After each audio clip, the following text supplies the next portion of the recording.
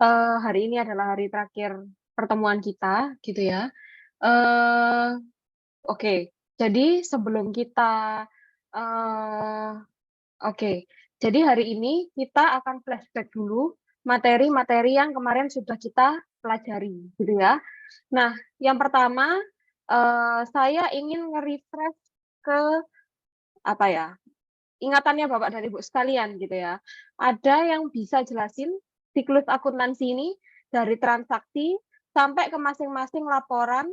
Ada Bapak Ibu? Masih ingat siklus akuntansi ini? Oke. Ya udah kalau nggak ingat nggak apa-apa ya. Ujiannya aja besok ya. Yang pokoknya ingat pas ujian aja ya. Oke. Nah, jadi sebenarnya gini. Siklus akuntansi itu adalah sebuah siklus di mana proses akuntansi itu dilakukan. Ya, semua itu berawalnya pasti dari sebuah transaksi. Apa itu transaksi? Itu adalah segala hal yang intinya mempengaruhi laporan keuangan, gitu ya. Nah, nanti dari setiap transaksi itu akan dijurnal, didokumentasi, terus menjadi buku besar atau general ledger, dan nanti akan menjadi trial balance, ya, di mana di general ledger atau di buku besar itu semua akun itu dilakukan detail gitu ya di buku besar. Sedangkan di neraca saldo itu lebih ke arah mendetailkan dari hasil dari angka di buku besar. Jadi saldo akhirnya berapa. Nah, nanti neraca saldo ini tentunya akan diupdate di neraca lajur gitu ya. Bentuknya sama, nilainya sama, plek-ketiplek sama, tapi akan ada beberapa jurnal penyesuaian. Nah, jurnal penyesuaian ini yang sudah Bapak dan Ibu pelajarin kemarin ya, bersifat deferral dan akrual. Kalau di defer berarti uangnya duluan. Tapi kalau accrual berarti uangnya belakangan. Ya, itu bisa di-remind, direvisit kembali kemarin hasil pertemuan kita.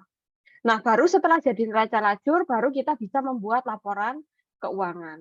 Nah, laporan keuangan ini macam-macam, Bapak Ibu. Ada laporan neraca atau posisi keuangan. Ya, itu rumusnya adalah aset sama dengan liabilitas plus ekuitas. Terus ada laporan laba rugi, which is itu adalah pendapatan dikurangi beban. Terus ada laporan arus kas, which is itu adalah arus kas masuk dikurangi arus kas keluar. Dan laporan ekuitas, gitu ya, di mana ekuitas awal plus perubahan-perubahan itu menjadi ekuitas akhir. Nah, 4 laporan inilah yang kira-kira wajib ada sebenarnya di perusahaan. Tapi setidak-tidaknya perusahaan itu paling enggak punya 3 laporan pertama, yaitu adalah posisi keuangan, posisi laba rugi, dan arus kas, gitu ya. Kenapa? Karena 3 laporan ini itu sangat penting untuk bisnis sekalipun bisnis yang paling kecil, gitu ya. Posisi keuangan untuk apa? Oh, ngelihat jumlah aset kita berapa, jumlah hutang kita berapa, jumlah ekuitas kita berapa, kayak gitu. Sedangkan laba rugi ya seperti namanya, ya kita ingin tahu pendapatan sama bebannya itu apa aja dan berapa aja. Nah, lalu yang berikutnya itu adalah laporan arus kas. Nah, di mana laporan arus kas ini adalah kita kepingin tahu uang masuk kita itu dari mana, uang keluar kita itu untuk apa. Seperti itu. Oke, sampai sini Bapak Ibu, apa ada pertanyaan terkait materi-materi yang kemarin? Ada? Izin Bu, Ya, silakan. ini terkait dengan arus kas sih Bu. Mm-mm. Jadi kalau misalnya kita ingin melakukan proyeksi arus kas, maksudnya proyeksi kas yang untuk kita di masa depan untuk tahun berikutnya, itu biasanya dilihat dari arus kas ya Bu, bukan laporan komprehensif ya Bu ya? Iya, kalau kita kepingin lihat potensi cash flow kita, ya lihatnya dari laba rugi dulu, baru lihatnya dari posisi keuangan, baru berikutnya di arus kas, Pak Fajar. Seperti itu. Berarti kalau misalnya kita mau memproyeksikan pendapatan kita Mm-mm. yang akan datang, berarti tetap dilihat juga neracanya berapa, terus Hmm. laporan laba ruginya berapa, baru ke arus kas gitu ya Bu? Benar, itu selaras, Pak Fajar. Jadi apa yang mau kita proyeksikan ya selaras ini, laporan-laporan ini nggak bisa cuma salah satu arus kasnya tok, karena nggak nyambung, gitu ya. Misalnya kita pingin kita dapat uang 1 M, tapi kita nggak tahu nih road ke 1 M itu kayak gimana. Kita nggak bisa nentuin target sales kita berapa, HPP kita berapa, aset kita di bank itu berapa, utang kita itu posisinya seperti apa. Lah itu semua rada nggak mungkin kalau misalnya proyeksinya cuma, "Oh saya kepingin uang 1 M." Nah tapi kan nggak jelas, uang 1 M ini uang apa gitu kan? Apakah uang pendapatan? Apakah uang omset? Apakah uang net income? Nah itu semuanya harus jelas Pak Fajar. Jadi, proyeksi itu dilakukan ketiga-tiganya, baik itu laba rugi iya, posisi keuangan iya, arus kas iya, seperti itu. Oke Bu, terima kasih. Siap, thank you Pak Fajar. Oke, selanjutnya ada pertanyaan lagi Bapak Ibu? Ada? Nggak apa-apa ya, memang suara saya itu rada intimidating, tapi sebenarnya saya nggak intimidating ya. Maksudnya tenang tenang ya, tenang. Ya, intimidating-nya pas ujian aja ya. Jadi better apa yang nggak ngerti di kemarin itu ditanyain sekarang daripada besok pas ujian nanya, gitu ya. Seperti itu. Oke. Nah, oke. Nah, oke. Tadi kan kita sudah menjelaskan ya, ada 4 laporan keuangan gitu ya. Yang pertama itu adalah apa? Laporan laba rugi, ya. Fungsinya apa? Fungsinya kita kepingin tahu laba kita berapa, rugi kita berapa. Terus laporan pendapatan, posisi keuangan, kita kepingin tahu aset kita berapa, utang kita berapa, modal kita berapa. Terus arus kas kita kepingin tahu, oh uang kas masuk kita itu dari mana, dan uang keluarnya itu untuk apa. Nah, yang keempat, laporan perubahan ekuitas itu adalah untuk mengetahui apakah modal kita itu sebenarnya growing atau enggak. Nah, tugasnya akuntan itu enggak cukup cuma sekedar, oh iya ya, saya buat laporan terus udah bye. Itu nggak bisa kayak gitu, Bapak Ibu. Jadi kita ada namanya analisa, namanya kalau di Shopee dulu itu namanya analisa flux. Flux itu artinya kita harus tahu setiap kenaikan atau setiap penurunan itu kenapa, gitu ya. Misalnya ini di banyak klien saya gitu ya, misalnya pendapatannya turun, tapi HPP-nya naik. Nah, masuk akal nggak kayak gitu kira-kira? Ya tergantung jawabannya, ya toh? HPP naik misalnya, kenapa HPP naik? Oh karena ternyata Mbak, penjualannya itu menurun, iya benar, tapi HPP-nya naik kenapa? Karena ada kenaikan harga setelah Idul Adha, loh. Hal-hal kayak gitu itu kita harus tahu loh Bapak Ibu. Misalnya loh, kenapa kok pendapatannya turun? Oh iya, jumlah tamu yang datang, jumlah customer-nya bulan ini turun, Mbak Elsa penjualannya turun. Nah, itu harus make sense. Jadi analisa kita itu nggak cuma sekedar, oh ya ini laporan keuangan, jadi arus kasnya kita punya uang sekian, terus udah. Nah itu nggak bisa kayak gitu, Bapak Ibu. Misal, sesimpel kayak di Shopee dulu, saya tuh dulu megangin Shopee Express, ya. Lah, terus di suatu ketika gitu ya, Shopee Express ini orderannya turun sebenarnya. Karena waktu itu kita jadi kayak kalau di Shopee itu kan seasonal ya keuntungannya. Itu adalah keuntungannya itu pas hanya 99, 11, 11, 12, 12. Itu sudah mulai rame. Nah, itu terjadi di sebelumnya itu, berarti 88. Nah, itu anggapannya kita nggak terlalu rame lah, kayak gitu. Lah, tapi penjualannya itu menurun, ya, customer-nya turun, tapi pendapatannya secara nominal meningkat. Bisa nggak kayak gitu? Kenapa kok customer kita turun, pendapatannya meningkat? Ada yang bisa bantu jawab? Kenapa kira-kira? Nah, ya saya juga nggak tahu. Ya makanya dianalisa.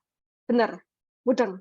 Dianalisa laporan keuangannya. Jadi saya lihat, oh ini profil customer-nya itu adalah Jabodetabek dan non Jabodetabek. Saya pisahkan antara yang Jabodetabek non Jabodetabek. Oke, di Jabodetabek memang customer-nya menurun. Ya, overall di non Jabodetabek, tapi itu meningkat. Jadi yang ngirim ke wilayah Papua, ngirim ke wilayah Kalimantan itu meningkat. Nah, seperti kita tahu ongkir di Kalimantan, kirim barang ke Kalimantan, kirim barang keluar Jawa itu jauh lebih mahal. Jadi bisa nggak customer kita lebih sedikit tapi penjualannya lebih banyak? Ya bisa-bisa aja. Kalau customer-nya, satu customer bisa beli lebih banyak daripada dulu. Nah, itu bisa. Nah, itulah yang diharapkan dari analisa laporan keuangan in reality kayak gitu. Jadi, kita harus analisa fluktuasinya kayak gitu, Bapak Ibu. Oke? Nah, terus Nah, terus misalnya nih ada lagi, biayanya, harusnya gitu ya, kalau pendapatan naik, biaya itu juga naik seharusnya. Tapi ada nggak pendapatan turun, biayanya juga turun? Sorry, pendapatannya naik, biayanya turun? Ya ada, bisa jadi. Kalau dia sudah menemukan apa, kunci ekonominya misalnya. Oh ternyata Mbak aku dapat harga jauh lebih murah daripada sebelumnya, misalnya diskon. Misalnya dapat barang bekas atau barang diskon, barang obral, terus dijual lagi dengan harga yang lebih sama. Nah, itu bisa juga, Bapak Ibu. Jadi, Bapak dan Ibu harus tahu analisanya. Kenapa ya tahun ini sama tahun kemarin itu berbeda? Kenapa bulan ini dan bulan kemarin itu berbeda? Perusahaan saya itu aman nggak sih secara finansial? Terus misalnya keputusan layoff gitu-gitu, atau keputusan merumahkan karyawan, lah itu dibuat ketika apa? Ya ketika analisa laporan keuangan. Untuk mencapai suatu konklusi itu tidak mudah, Bapak Ibu. Dilakukan kebijakan pemotongan gaji, dilakukan kebijakan, layoff. Nah, itu pasti semuanya bertumpunya pada laporan keuangan. Oleh karena itu, kita harus menganalisa laporan keuangan. Jadi tugas akuntan itu tidak hanya berhenti pada ketika, "Oh ya ini laporan jadi no," kayak gitu, "no no no," ya, itu nggak kayak gitu. Jadi kita benar-benar sampai analisa, sampai dapat akar masalahnya apa, kayak gitu. "Loh Mbak, jadinya nyambungnya akuntan ke operasional dong?" Iya, nyambung, nyambungnya ke sana, Bapak Ibu, ya. Jadi akunting itu tidak hanya sebenarnya nature-nya itu tidak hanya harusnya duduk diam kayak gitu tuh enggak, kayak gitu. Misal, eee, apa namanya, saya dulu waktu di Shopee Express ya, cerita yang paling relate itu sebenarnya itu, karena saya dulu ngurusin, flux-nya langsung. Lah, itu tiba-tiba biaya, retur barang itu meningkat gitu ya. Lah itu kenapa biaya retur barang itu meningkat? Kenapa? Karena ternyata di bulan itu banyak pengiriman hewan. Ada yang kucing kabur lah, ada sing apa, ikan bocor lah. Lah otomatis kan kalau kayak gitu kan kesalahan kargo, ya kan? Nah, akhirnya kita nempuhi, kayak gitu. Nah, itu tapi kan bos saya perlu tahu, "Loh kenapa kok di bulan ini kita meningkat?" Kayak gitu. Nah, kita harus bisa jawab, gitu ya. "Loh kenapa ya? Kok kita" at least kita bukan jawab, kita menanyakan pertanyaan yang seharusnya ditanyakan apabila Bapak dan Ibu levelnya adalah sebagai manajer atau business owner. "Kenapa ya ini kok naik? Kenapa ya ini kok turun? Penyebabnya apa?" Kayak gitu, oke? Jadi itu benar-benar harus dianalisa. Nah, terus pengguna laporan keuangan itu dibagi jadi 2. Ada internal perusahaan, ada eksternal perusahaan. Internal perusahaan siapa? Ya manajemen gitu ya, auditor, staf, itu butuh gitu ya. Nah kalau eksternal itu siapa? Orang pajak, orang investor, orang kreditor, itu juga butuh. Jadi yang butuh laporan keuangan yang benar, itu juga bukan hanya Bapak dan Ibu aja, gini, saya tuh kemarin tuh barusan dapat klien gini ya, beliau itu bekerja di bidang plastik, apa sih, bisnisnya itu bisnis jual beli plastik. Terus, eee, kira-kira pembelian dalam 1 tahun itu adalah 100 M, bukan juta Bapak Ibu ya, M. Nah, itu uang 7 turunan tuh nggak habis-habis ya, dia itu dalam 1 tahun stoknya itu adalah 100 M. Dah terus, ternyata dari barang 100 M ini, itu banyak yang nggak laku, belum laku lah gitu istilahnya. Karena ada terjadi oversupply, demand-nya nggak nutut. Akhirnya apa? Akhirnya PPN masukan sama PPN keluarannya, apa itu PPN masukan atau PPN keluaran itu bisa di-browsing, itu jadinya timpang, gitu ya. Nah, akhirnya apa? Memicu perpajakan, pemeriksaan perpajakan. Nah, hal-hal yang kayak gini itu kita hindari. Mana beliaunya itu tidak pernah membuat laporan keuangan. Beliau itu cuma nyatet, oh ini faktur PPN masukan, oh ini faktur PPN keluaran. Segala biaya lain itu tidak dicatat. Kenapa? Karena beliau jawabannya, "Loh yang ngeluarin duit saya kok kamu sing ribut?" Nah, akhirnya apa? Akhirnya kita nggak bisa nganalisa, gitu ya, Bapak Ibu ya. Kita nggak bisa nganalisa, oh biaya mana ya yang bocor? Oh apa yang bisa kita lakukan ya untuk memperbaiki atau improvisasi kondisi perusahaan, kayak gitu. Nah, jadi, nah akhirnya apa? Akhirnya dia kena denda, Bapak Ibu. Kena denda sebesar 10 M. Loh, lumayan kan? Ya kan? 10 M itu uang semua loh ya. 10 M itu dibelikan rumah, subsidi itu sekecamatan dapat. Ya, 10 M. Nah, akhirnya apa? Kita hindari hal-hal seperti itu. Kenapa? Karena harusnya dengan membuat laporan yang benar, kita juga bisa menganalisa secara benar. Kayak gitu. Seperti itu. Nah, oke, lanjut. Nah, sebenarnya analisa itu adalah tujuannya itu pertama ngelihat likuiditas, Bapak Ibu. Perusahaan yang liquid itu artinya adalah perusahaan yang sebenarnya jumlah utang jangka pendeknya itu lebih sedikit daripada aset jangka pendeknya. Jadi perusahaannya itu liquid, ya. Cash-nya lebih banyak daripada hutangnya. Mudahnya gitu. Kenapa? Karena kalau lebih banyak utangnya daripada cash-nya, terus sulit bayar, berarti kan ada gagal bayar nih, bener ya?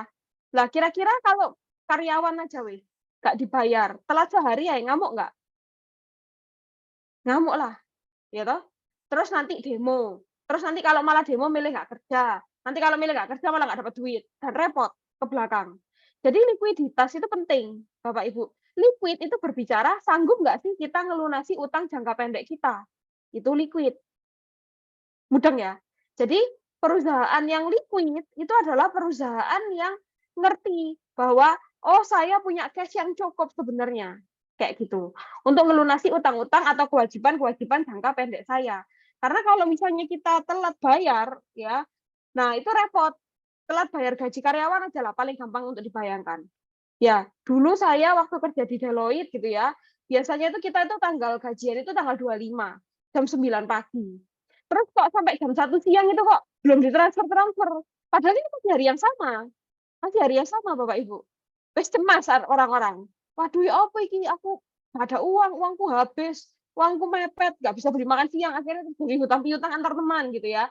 Lah, akhirnya kita baru terus demo. Padahal itu cuma telat PP, itu telat cuma 4 jam mungkin. Akhirnya setelah orang finance-nya dimarah-marahin, ditanya-tanyain orang banyak, ratusan orang, baru mereka kirim uangnya jam 3 sore. Nah, itu adalah gambaran dari yang telat dibayar cuma beberapa jam. Lah, apalagi yang telat dibayar berbulan-bulan, berhari-hari, operasional mogok. Terus kalau operasional mogok kita juga nggak bisa cari duit. Kayak gitu. Jadi repot, Bapak Ibu. Seperti itu. Terus yang berikutnya adalah solvabilitas. Solvabilitas adalah kemampuan kita untuk memenuhi utang jangka panjang kita. Jadi kita punya cash yang cukup untuk memenuhi utang jangka panjang kita, untuk ngebayar utang jangka panjang kita. Kayak gitu. Terus ada profitabilitas, itu ngomongin tentang seberapa profitable sih kita, seperti itu. Terus pasar adalah kemampuan untuk menciptakan harapan positif dari pasar. Jadi di market itu kira-kira oh kalau produk kita misalnya ya kayak Shopee gandeng Blackpink atau yang lagi booming nih anak-anaknya mungkin ada yang suka Blackpink, Starbucks dan Blackpink. Nah, itu diharapkan akan memompa perusahaan. Seperti itu, keuangan perusahaan. Seperti itu, Bapak Ibu. Ya. Nah, oke. Sampai sini ada pertanyaan, Bapak Ibu? Solvabilitas, likuiditas, efisiensi, itu saya rasa jelas ya. Seperti itu. Ya. Oke? Ada pertanyaan?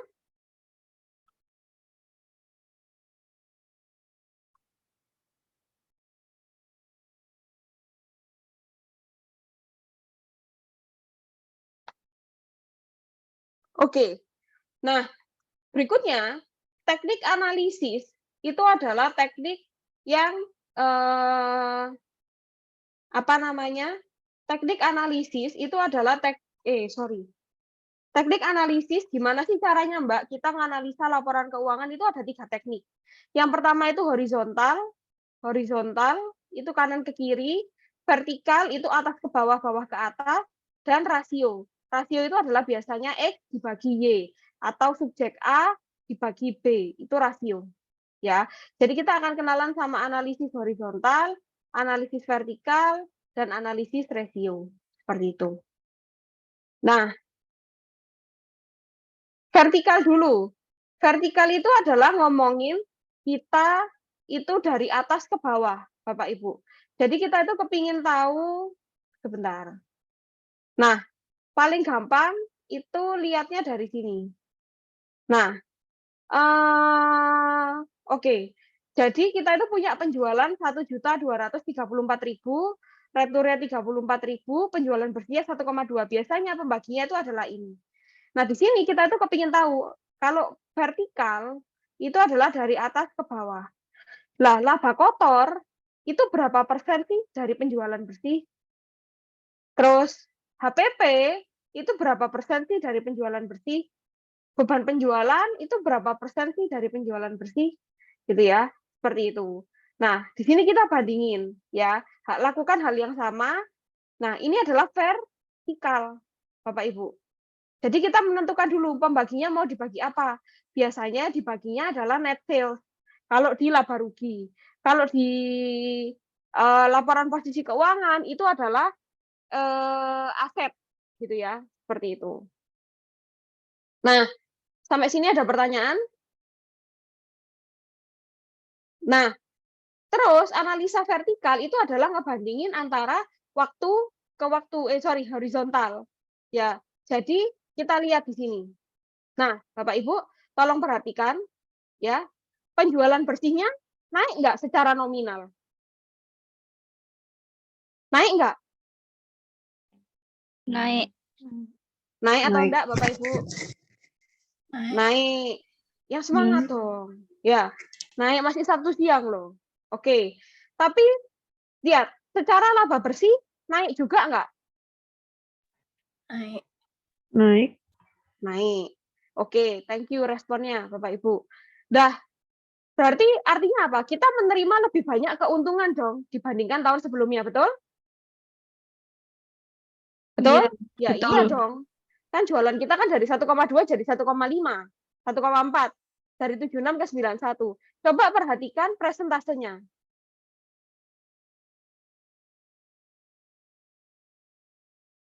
Yang satu 6,4, yang satu 6,1.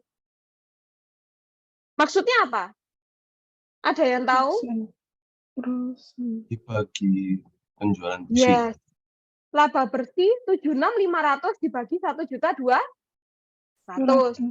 91 dibagi 1.498. Dulu kita jualan 1 juta itu profit marginnya bisa 6,4%. Sekarang profit marginnya cuma 6,1%. Berarti artinya apa?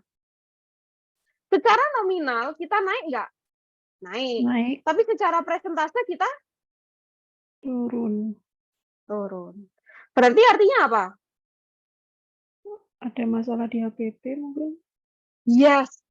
HPP-nya meningkat, tapi sebenarnya meningkat ini nggak apa-apa sih. Mungkin ada kenaikan harga barang.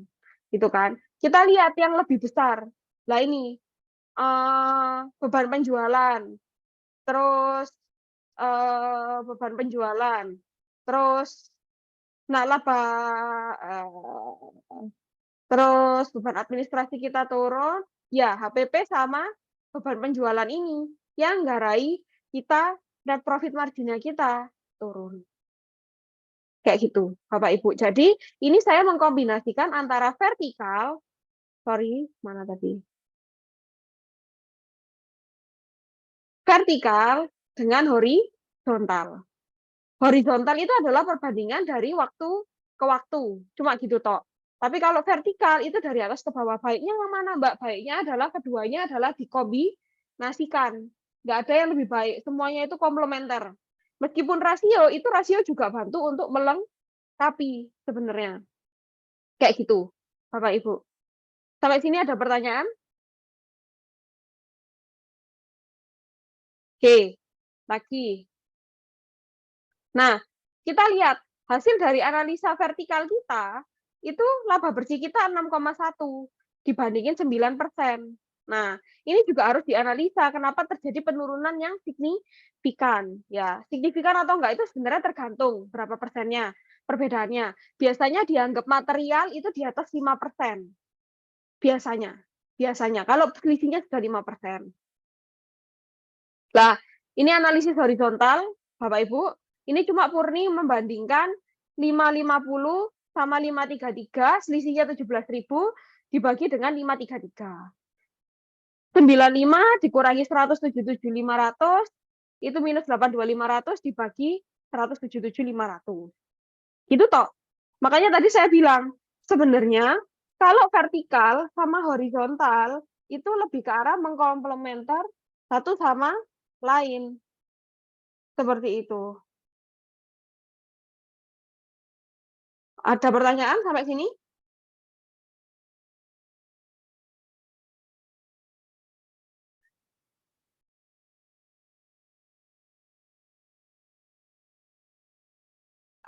Oke. Clear ya?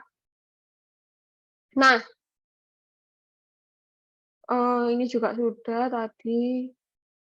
Ini. Oke. Ada yang bisa bantu bacain datanya ini? Go through satu persatu. Saya kasih 10 poin. Bapak Ibu ada yang mau coba baca? Saya Silakan, Mas ini William. horizontal ya, Bu ya? Horizontal dulu, baru vertikal boleh. Atau keduanya, mix. Saya horizontal dulu ya, Bu ya. Ya. Jadi Horizontal untuk itu berarti dari kiri ke kanan sip. 2019 dan 2018 ya, Bu. Jadi untuk yang laba rugi PT IAI-nya ini penjualannya di tahun 2019 mengalami peningkatan sebesar 296.500 atau 24% dari tahun sebelumnya atau 2018. Berarti signifikan nggak, Mas? Menurut saya cukup signifikan, Bu. Betul. Biasanya patokannya 5%, tapi tidak selalu berpatokan. Betul, sip. Terus? Ya, lalu retro penjualannya mengalami penurunan 1.500 atau sekitar 4,4%. Berarti bagus atau jelek? Bagus menurut saya. Yes. Why? Karena itu artinya barang yang bisa aja mengindikasikan kualitas barang yang diproduksi itu mengalami peningkatan, sehingga returnya menurun seperti itu. Betul, korek. Lanjut. Lalu penjualan bersihnya mengalami peningkatan 298.000. Betul. Sip. Ya, HPP mengalami juga diikuti dengan peningkatan HPP sebesar 223.000 atau 27%. Nah, saya hope dulu Mas William. Ya. Kalau pendapatannya naik 24%, HPP-nya naik 27%, artinya gimana?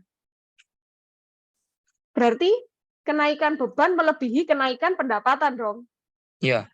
Berarti betul. efisien nggak, Mas William? Kalau dilihat dari HPP, penjualan bersih dan HPP, saya rasa enggak, Bu. Yes, kalau betul. dari Jangan sampai kenaikan biaya itu melebihi kenaikan pendapatannya. Gitu ya, clear ya. Jadi misal nih, kita ngeklaim, oh saya mengalami kenaikan pendapatan 50%, gitu ya. Tapi biaya kita naik 100% lah ya, podo ae lah. Ya berarti kan kita menjual, tapi beban kita lebih banyak juga ya, ngapain kan gitu.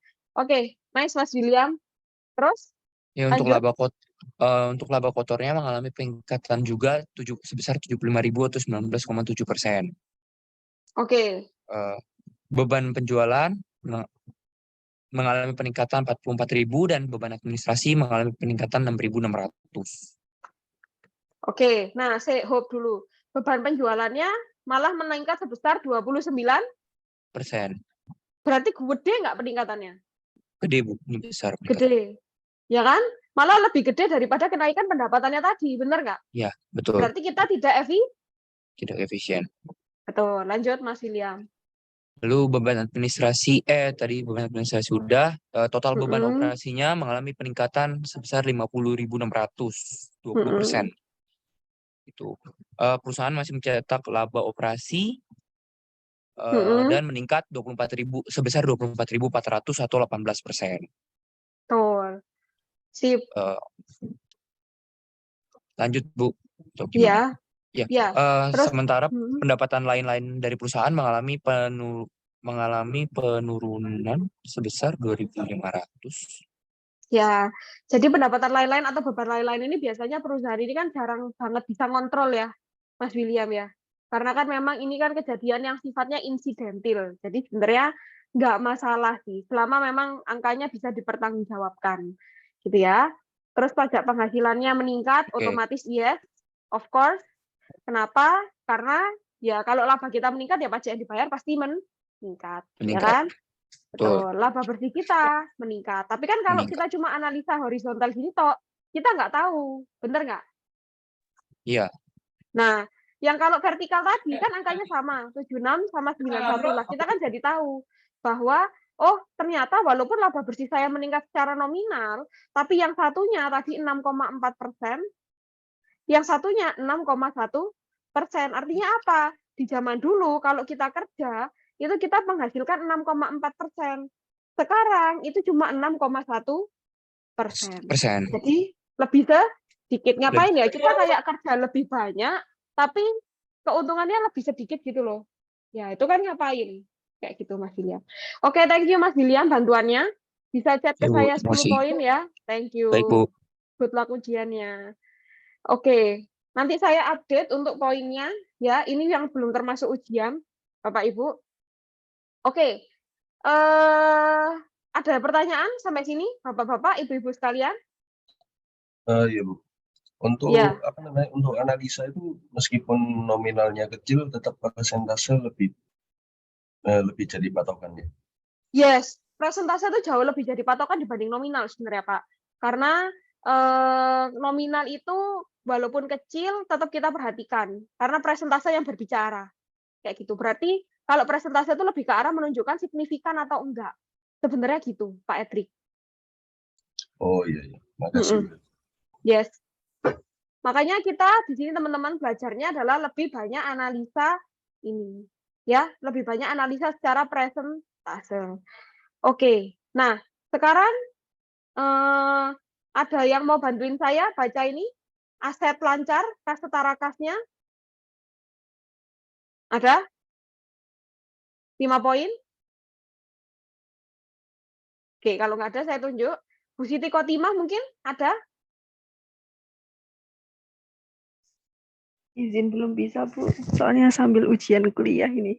Waduh, disambi gimana ini? Oke, ya udah, nggak apa-apa. Oke, saya take over dulu ya, Bapak Ibu ya. Kita lihat kas dan setara kas. Secara kita itu boleh ngomong naik, tapi naiknya itu signifikan atau enggak gitu ya. Nah, kas dan setara kas itu adalah 64.700 ke 90.500, selisihnya 25.800.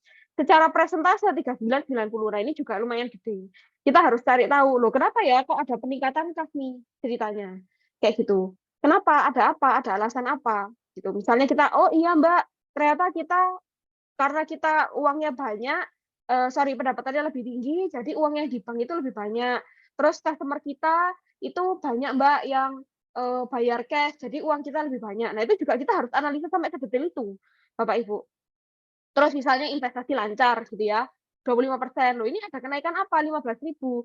Oh ya Mbak, tahun ini kita mau naruh uang di deposito misalnya, atau di surat utang negara. Kenapa kita naruh surat utang negara? Itu atas perintah siapa? Itu harus jelas loh Bapak Ibu. Hal-hal sekecil itu tuh kita perhatikan. Gitu ya.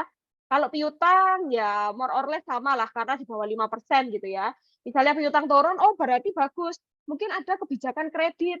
Sekarang Mbak, kalau customer itu apa namanya telat bayar langsung kita kasih denda, makanya mereka nggak berani Mbak bayar telat kayak gitu. Nah, itu seperti itu. Nah, terus persediaan kita meningkat. Kenapa? Persediaannya menurun ya, menurun. Ini persenannya harusnya minus. Oh iya Mbak, kita memang mengurangi persediaan supaya apa? Karena gini Bapak Ibu, terlalu banyak persediaan itu juga tidak murah maintainnya. Karena satu, terlalu banyak persediaan itu berarti akan banyak barang yang ngestok di gudang, apalagi kalau barangnya nggak expired nggak masalah. Nah kalau barangnya expired, ya toh, gimana cara maintainnya? Ya toh? Terus berikutnya kalau barangnya nggak expired sekalipun, gimana caranya Bapak dan Ibu menghindari dari rayap, kecoak, belalang, apapun itu, tikus. Lah, menjaga barang tetap utuh itu nggak murah. Jadi makanya persediaan itu sebisa mungkin ditekan, Bapak Ibu ya. Kayak tadi saya cerita, saya punya klien yang di mana dia itu persediaannya itu sampai angka 10 M. Enggak lebih sih, ya 20 M-an lah. Lah itu ya untuk menjaga biaya persediaannya dia, karena ada yang sebagian itu harus ditaruh kulkas, harus butuh AC, harus butuh di rentokil itu kayak pemanggil hama, itu tidak murah. Biayanya itu bisa 10% sendiri. Kayak gitu, Bapak Ibu. Jadi, nah, usahakan persediaan sama piutang itu angkanya tetap low. Kenapa? Karena persediaan itu apa namanya? Karena persediaan itu mahal untuk mengelolanya. Apalagi untuk barang-barang yang bersifat expired gitu ya. Jadi sebisa mungkin persediaan itu diatur manajemennya gitu ya. Terus ada biaya dibayar di muka. Ya, biaya dibayar muka itu oke lah, maksudnya tidak terlalu tinggi. Jadi cuma kenaikannya 3,8%, oke, overall oke lah gitu ya. Jadi hal-hal kayak gini yang kita lihat gitu ya. Penurunan piutang itu kenapa kita harus tahu, persediaan kita lebih sedikit itu kita harus tahu, seperti itu. Oke, sampai sini ada pertanyaan?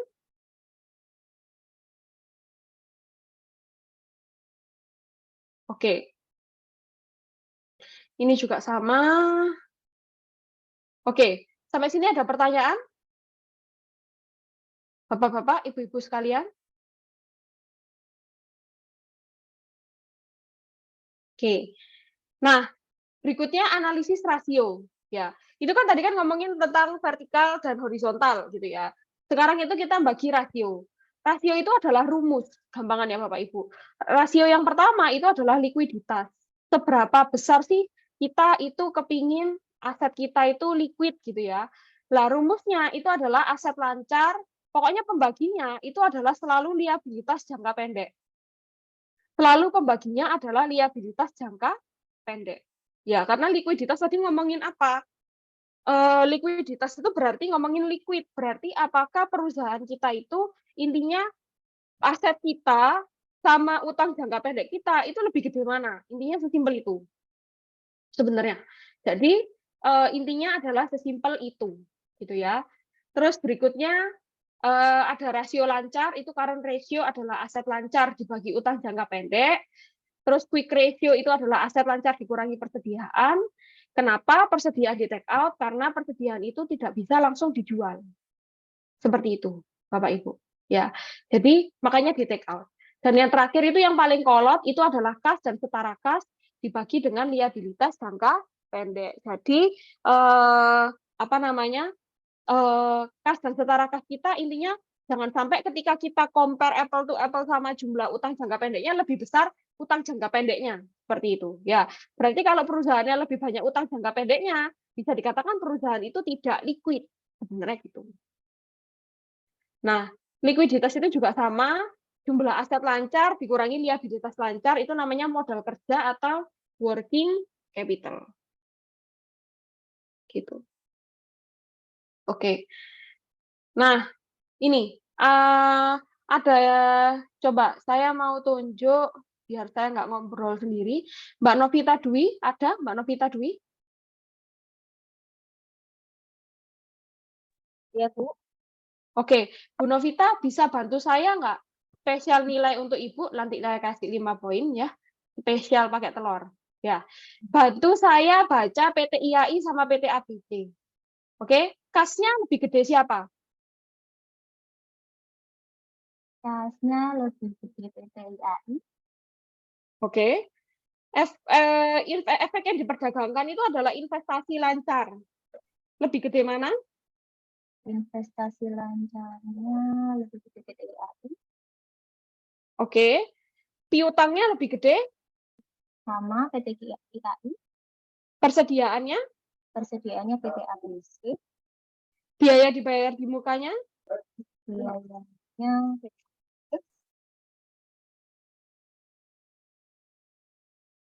PT ABC itu. Oke. Total aset lancarnya sama nggak? Total aset lancarnya sama. Kalau dijumlahkan semua ini kan sama-sama 550. Betul? Betul. Oke. Dia punya utang 210.000. Betul? Sama-sama. Jadi modal kerjanya sama-sama 340, betul? Betul. Nah, rumusnya rasio lancar tadi apa, Bu Novita? Aset lancar dibagi kewajiban lancar. Benar nggak? Ya. Berarti 2,6. Artinya apa itu, Bu Novita? Bu, tadi lagi ini. Pelan-pelan. Lagi Berarti total asetnya kan 550, total utangnya 210. Rumusnya tadi adalah apa? Total aset dibagi total. aset dibagi kewajiban lancar. Ya, sama-sama 2,6 karena kan angkanya sama. Nggak usah lihat penjelasannya, lihat angkanya aja, Bu. Iya. Sama-sama toh. Berarti kan rasio lancarnya 2,6. Artinya apa? Jumlah asetnya itu 2,6 kali lipatnya kewajiban lancarnya. Benar nggak? Benar nggak? Berarti kalau saya punya aset 2.550, utang saya 210, berarti lebih gede mana? Sama ya, Bu? Enggak, maksud saya lebih gede asetnya apa utangnya? Asetnya. Ya, berarti liquid nggak?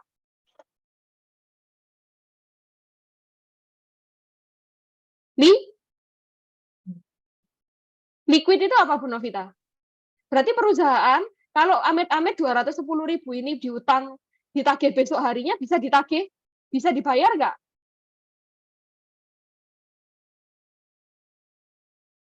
Ibu punya harta 550, punya utang 210. Lebih gede mana hartanya apa utangnya?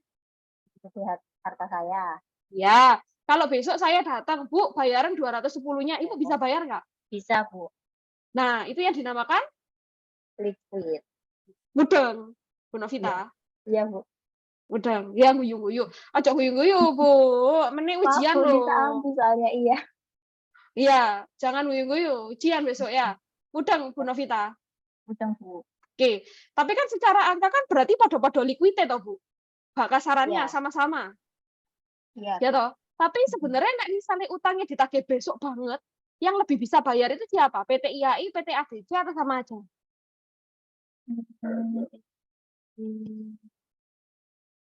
Karena kasnya sama aset lancarnya lebih gede. Nah, kasnya lebih gede PT IAI, kas ya tinggal dibayar no, betul toh? Iya kan? Investasi, ya wis tinggal dicair no, gampang toh? Ya toh? Piutang tinggal ditagih, bener nggak? Lah lek persediaan, leren dijual dulu. Leren dijual, ya lek jual cash, lek kredit. Leren ditagih dulu. Jadi lebih liquid siapa? PTI. Kenapa? Karena kasnya dia lebih besar, investasinya dia lebih besar, piutangnya dia lebih besar, persediaannya lebih sedikit. Mudah, Bu Novita, sampai sini. Udang, Bu.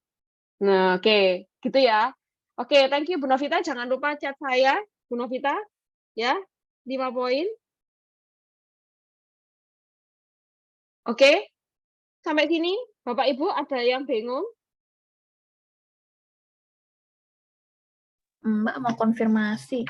Jadi kalau untuk vertikal itu dia pembaginya penjualan bersih, terus horizontal itu pembandingnya tahun ya, berdasarkan tahun. Ya, kalau horizontal itu selalu tahun. Kalau yang tadi analisis rasio itu melihat dari aset lancar dan hutang lancar. Tapi itu untuk likuiditas saja, Bu Realita. Gitu. Sabar. Kan likuiditas masih ada solvabilitas. Kalau solvabilitas sebenarnya sama. Tapi yang diomongin itu adalah total utang jangka panjang. Jadi rumus-rumus tadi itu sama, tinggal diganti asetnya aset jangka panjang dan hutang jangka panjang. Itu, Bu Realita. Menjawab? Oke, makasih Mbak. Ya. Terus Bapak Ibu ada berikutnya. Thank you Bu Realita pertanyaannya ya. Enlightening. Nah, ada namanya debt equity ratio. Oke. Debt equity ratio itu berarti ngomongin tentang debt sama ekuitasnya lebih gede mana. Perusahaan yang baik itu jangan sampai ekuitasnya dia itu kalah sama jumlah hutangnya. Wes, sesimpel itu pegangannya. Jangan sampai jumlah hutang lebih besar dibandingin jumlah ekuitas, jumlah modal. Wes, pegang itu aja, Bapak Ibu. Ya, pegang itu aja. Itu adalah namanya solvabilitas. Kayak gitu. Oke, clear? Oke. Nah, ini rumusnya juga sama. Nah, terus ada yang terkenal itu namanya debt to equity ratio. Ya, intinya total utang itu jangan sampai melebihi total ekuitas. Wes, sebenarnya itu aja yang dipegang. Itu basic accounting-nya itu wes, jangan sampai utang kita melebihi total modal kita. Karena kalau sudah kayak gitu pasti gampang bangkrutnya. Wes dijamin. Orang yang punya kebanyakan utang, ya sama dengan perusahaan yang punya kebanyakan utang, gak fokus, gak bisa bayar, nanti jadi pailit. Kayak gitu. Oke? Ya. Oke. Nah, berikutnya yang terakhir itu juga sama, tapi itu utang jangka panjang. Jadi utang itu kan ada dua kemarin ya Bapak Ibu ya. Ada utang jangka pendek dan ada utang jangka panjang. Seperti itu. Nah, tinggal mau rumusnya ini sebenarnya rumusnya fleksibel. Sebenarnya rumusnya itu bisa diganti sesuai keperluannya Bapak dan Ibu itu seperti apa. Kayak gitu. Mau ngelihat utang jangka pendek boleh, jangka pendek tok, utang jangka panjang tok boleh, utang total utang semuanya boleh gitu. Jadi nggak ada yang saklek gitu ya. Kecuali yang horizontal sama vertikal tadi kan sudah saklek ya kan. Tapi kalau ini itu enggak gitu ya. Rumus ini masih boleh kita otak-atik. Nah, sekarang perusahaan kalau bicara gini, bank itu ketika kita mengajukan pinjaman, terutama minta investasi, salah satu yang mereka minta itu adalah laporan keuangannya sebenarnya, Bapak Ibu. Perusahaan yang bagus itu adalah perusahaan yang punya laporan keuangan yang memadai. Saya nggak bilang lengkap, ya, tapi memadai, cukup, ya. Perusahaan kalau gini, kacamatanya bank, sekarang pakai kacamatanya bank. Bapak atau Ibu lebih suka minjemin orang yang punya banyak utang atau yang punya sedikit utang? Sedikit utang. Kenapa? Karena Kenapa? potensi pengembaliannya. Yes. Karena potensi pengembaliannya jauh lebih besar. Bayangin kalau punya utangnya orang yang sudah kita tahu banyak utang. Ya males loh. Wes pasti nggak ngarah kebayar lah wong utangnya ambek harta rumahnya gedean utangnya kasarannya kan gitu. Betul loh. Nah, tapi kalau orang yang punya sedikit utang itu jauh lebih disukai. Ya terutama sama bank itu juga seperti itu. Jadi bank itu juga menjaga biasanya debt to equity ratio kita, ya perbandingan antara ekuitas sama utang kita itu jangan sampai lebih besar utang kita. Sebenarnya sesimpel itu, Bapak Ibu. Clear ya sampai sini? Oke, ada pertanyaan? Saya mau nanya, Mbak. Ya, Mas Rehan. Kan kalau nggak salah itu kalau untuk sebuah perusahaan dianggap wajar itu kan untuk perbandingan ekuitas sama liabilitasnya kan 1:2 atau 2:1. Saya kalau dikatakan wajar. Enggak ada. Yang penting jangan itu tadi. Jangan melebihi 1:1. Intinya. Jadi kenapa? Karena gini. Ekuitas itu apa, Mas Rehan? Ekuitas itu modal. Oke, modal. Berarti kan harta yang murni Mas Rehan miliki. Iya. Oke. Misalnya Mas Rehan punya rumah 2M. Utangnya 4M. Seimbang nggak? Enggak. Enggak. Kenapa? Bayangin. Karena harga rumahnya itu lebih kecil dibandingkan ambek yang dipinjam. Iya. Berarti artinya kalau saya mau nyita rumahnya Mas Rehan, saya masih punya utang yang nggak kebayar dong. Iya. Nah, sama seperti itu Mas Rehan. Mudeng. Yeah. Jadi key poinnya adalah nggak usah 1:2, 2:1. Intinya jangan sampai jumlah utang, baiknya memang jumlah utang itu jangan melebihi 50% dari total modal. Baiknya. Tapi kenyataannya kalau berbicara practically speaking, BUMN itu banyak yang lebih banyak utangnya timbang modalnya. Loh, kenapa Mbak perusahaan yang kayak gitu kok masih bisa selamat? Ya karena mereka BUMN. Mereka masih bisa mengandalkan suntikan modal dari siapa? Pemerintah. Gitu. Seperti itu Mas Rehan.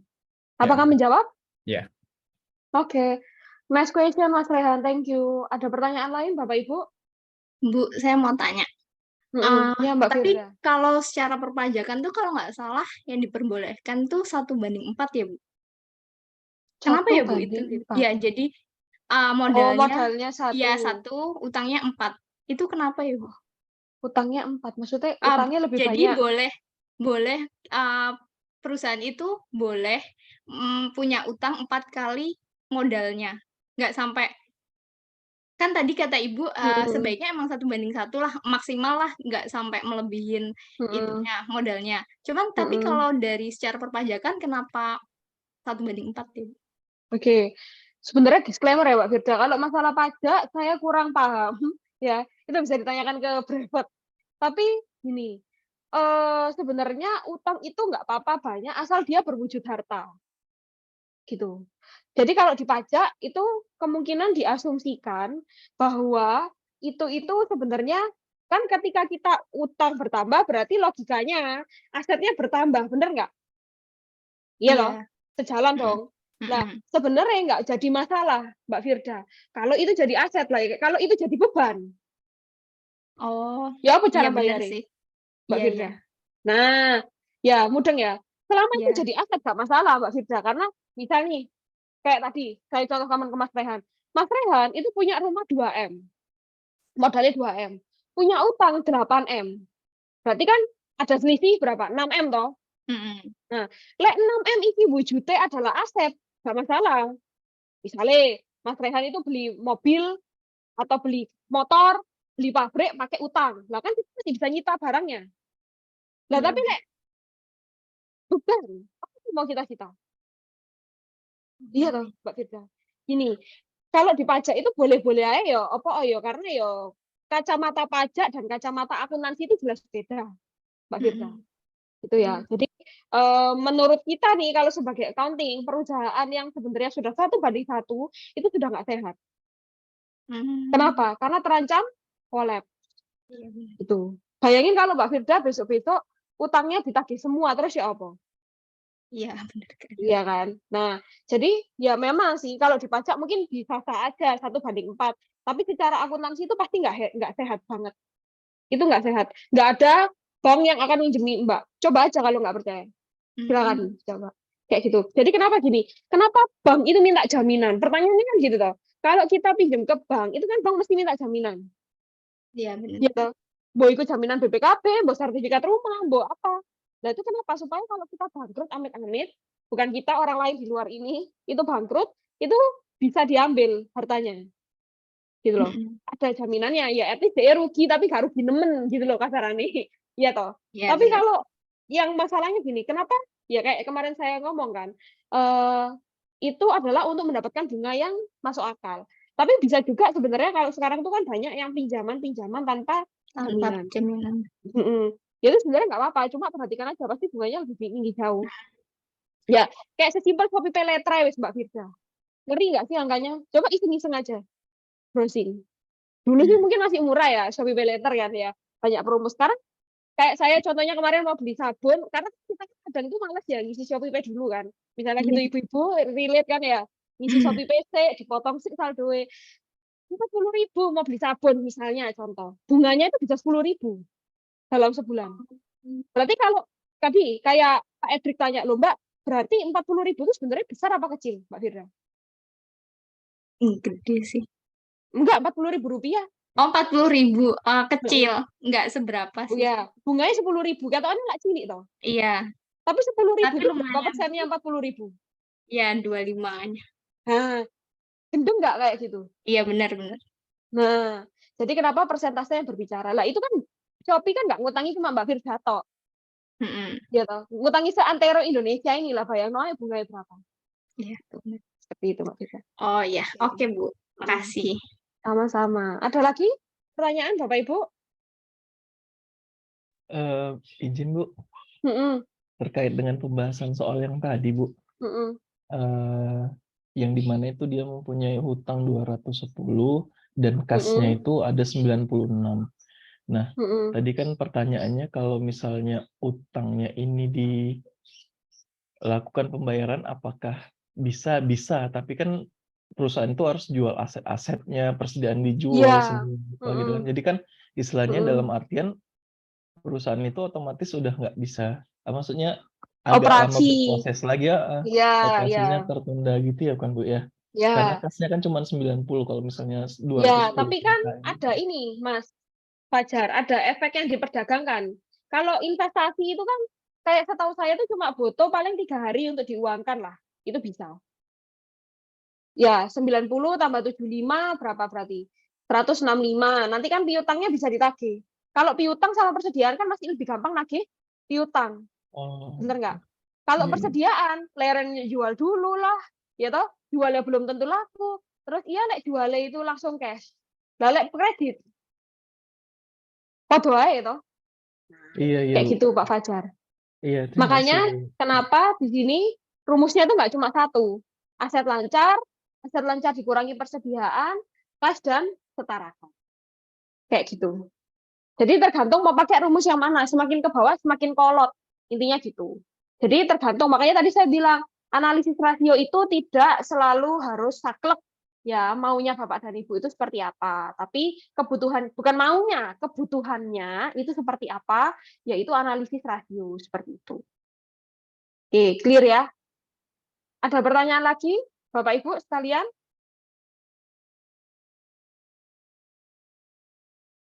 Oke. Nah, terus berikutnya adalah profitabilitas. Nah, ini ya biasanya orang-orang pegang. Ya, ada gross profit margin, ada operating margin, ada EBIT margin, ada EBT, ada net profit atau NPM biasanya. Biasanya orang-orang itu lihatnya gross profit margin, operating profit margin, sama net profit margin. Biasanya, karena kita kepingin tahu, setiap 1 juta atau setiap satu penjualan yang saya lakukan, saya ini bagi piro sih. Gampangannya gitu. Ya, itu dibagi dengan total sales, tapi perhatikan sales yang di sini itu adalah net sales. Berarti apa? Sudah dikurangi sales discount, dikurangi sales return, kayak gitu, Bapak Ibu. Jadi nggak usah dihafalno ya, nggak usah dihafalno, nggak penting dihafalno ya. Yang penting ngerti konsepnya, ya, kayak gitu. Ya, apakah saya hafal? Ya, kadang hafal, kadang enggak, tergantung mood, gitu ya. Tapi yang penting kita paham logik berpikirnya, gitu ya. Nah, kita ingin tahu laba kotor kita itu berapa persen penjualan, laba operasi kita itu berapa persen penjualan, laba bersih kita itu berapa persen penjualan sih, kayak gitu ceritanya. Nah, ini yang tadi, ya, ini yang tadi sama. Nah, ini berarti perhatikan, kalau secara nominal apakah kita naik, teman-teman? Naik. Secara nominal laba kotor naik, penjualan naik, ya wajar. Bener nggak? Wajar dong. Ya masuk penjualan naik, net profit marginnya turun, nah itu jelas salah. Ya. Tapi perhatikan, rasio laba kotornya, net profit marginnya, gross profit marginnya, berarti 76.500 dibagi 1.200.000, 91 dibagi 1.498. Lebih gede mana? Yang kiri. Ya toh? Artinya apa? Di tahun 2018 kita jual lebih sedikit, tapi lebih efektif. Di tahun 2019 kita jual lebih banyak, tapi lebih sedikit efisiensi. Gitu. Ya, yang kita jaga itu gini, Bapak Ibu, jangan sampai intinya prinsipnya kenaikan HPP, kenaikan beban itu melebihi penjualannya. Contoh, ini kasus nyata klien saya. Misal, dia penjualannya naik 20%. HPP-nya naik 50%. Loh. Bisa terjadi? Bisa. Kenapa? Ya nggak tahu, dianalisa lagi. Mungkin ada salah catat. Kita kan nggak tahu, namanya manusia, ya toh? Salah catat itu yang umum, salah masukin beban itu juga umum. Terus apalagi? Ya, ternyata setelah kita selidiki, kenapa penjualannya naiknya 20% tapi HPP-nya naik 50%? Karena ada peningkatan harga setelah Idul Adha. Makanya tadi saya bilang, hal-hal kecil kayak gitu, itu kita harus tahu, Bapak Ibu. Kayak gitu ya. Mbak, sampai segitu ya? Iya. Sampai segitu ya. Makanya dulu saya itu lemburnya ya dari kerja jam 9 pagi sampai jam 3 pagi. Bapak Ibu ya. Hampir tiap hari. Makanya masuk angin, nah ya, jompo sudah ya. Nah, tapi memang ya analisa seperti itu yang dibutuhkan. Misalnya nih, sesimpel kayak tagihan listrik, Bapak Ibu. Jadi itu karena saya tuh harus tahu loh, bahkan dulu itu listrik token tarifnya sama listrik gak token itu beda tarifnya. Terus ngitung 2.200, 1.300 itu beda. Jadi bandingno saya accounting tapi yo ngerangkep yo kayak gitu. Jadi saya harus bisa bandingno misalnya kok ada kenaikan harga listrik ya gitu misalnya kok kayak gitu kenapa ya kok beban listrik kita meningkat. Nah, itu kita lihat oh apakah benar ada kenaikan tarif di berita pertama. Terus yang kedua, oh karena banyak lembur mungkin. Nah, itu juga harus kita pertimbangkan. Bapak Ibu, seperti itu. Oke. Aman? Sampai sini ada pertanyaan? Jadi, nah analisa-analisa detail itu jangan sampai kemis ya, Bapak Ibu ya. Itu namanya flux atau fluctuation. Di mana kita itu kepingin tahu apa sih selisihnya minggu ini sama minggu minggu oke lah. Bulan ini sama bulan kemarin kayak gitu. Jadi apa ya? Kita harus tahu gitu loh secara detail perusahaan kita ini ngapain operasionalnya.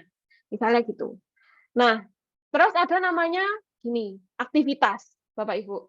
Aktivitas ini ngomongin tentang efisiensi perusahaan sebenarnya. Nah, oke, efisiensi perusahaan. Nah, Bapak Ibu itu efisiensi perusahaan. Nah, itu diukurnya dari sini. Yang pertama itu adalah perputaran piutang. Ya, dua ini itu ngomongin tentang perputaran piutang. Oke, saya kasih contoh ya. Penjualan kredit saya itu adalah 1M. Piutang rata-rata saya itu adalah 500 juta awal tahun plus 750 akhir tahun dibagi 2. Berarti berapa rata-ratanya, Bapak Ibu? 1M dibagi berapa? 500 tambah 750 dibagi 2 berapa? Berapa ayo? 1.250 dibagi 2? 625, Bu. 625. Berarti berapa? 1M dibagi 625 berapa? 1M 1 juta, ya 1.000 dibagi 625 aja berapa Bapak Ibu?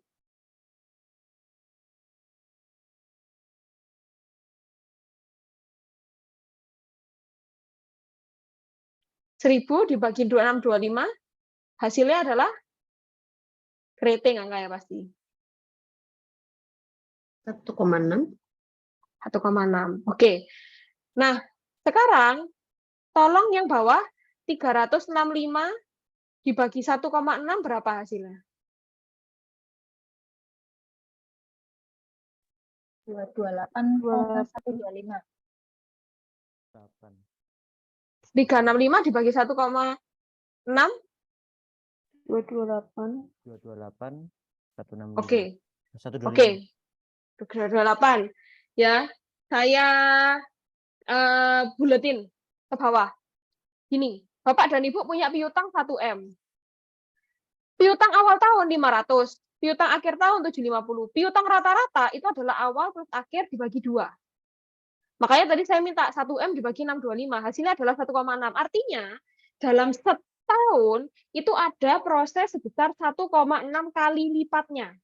Ya, jadi proses mulai dari nagih piutang sampai piutang itu dibayar, nagih piutang sampai piutang itu dibayar, itu ada 1,6 kali. Oke? Lah, masih belum kebayang nggak apa-apa. Tapi itu kira-kira butuh berapa hari? Kita kira butuh 365 dibagi 1,6, yaitu adalah 228. Jadi untuk nagih piutang ya sampai dibayar itu butuh 228 hari. Mudah nggak? Maksudnya? Enggak. Kurang mudah, Bu. Oke, kita punya piutang 1M. Ya. Terus dicari piutang rata-ratanya 625. Berarti ketemu 1,6. Berarti artinya dalam setahun piutang itu berputar sebanyak 1,6 kali. Jadi mulai dari siklus kita nagih sampai dibayar, itu 1,6 kali. Nah, dalam setahun untuk menagih sampai membayar ini itu adalah butuh 228 hari. Jadi, oke, sekarang saya kasih angka lagi ya, kita ngitung bareng-bareng. Kalau saya punya piutang 1M juga, ininya 500, awal plus akhir 500, dibagi 2, berarti 1M dibagi 500 adalah berapa? Bapak-bapak, ibu-ibu, wah, 365 dibagi 2 berapa? 180. 182-an lah, 183. Berarti kalau yang satunya butuh 183 hari untuk nagih, yang satunya butuh 228 hari untuk nagih. Mudah nggak sampai sini? Lebih cepat yang mana? Lebih bagus yang mana?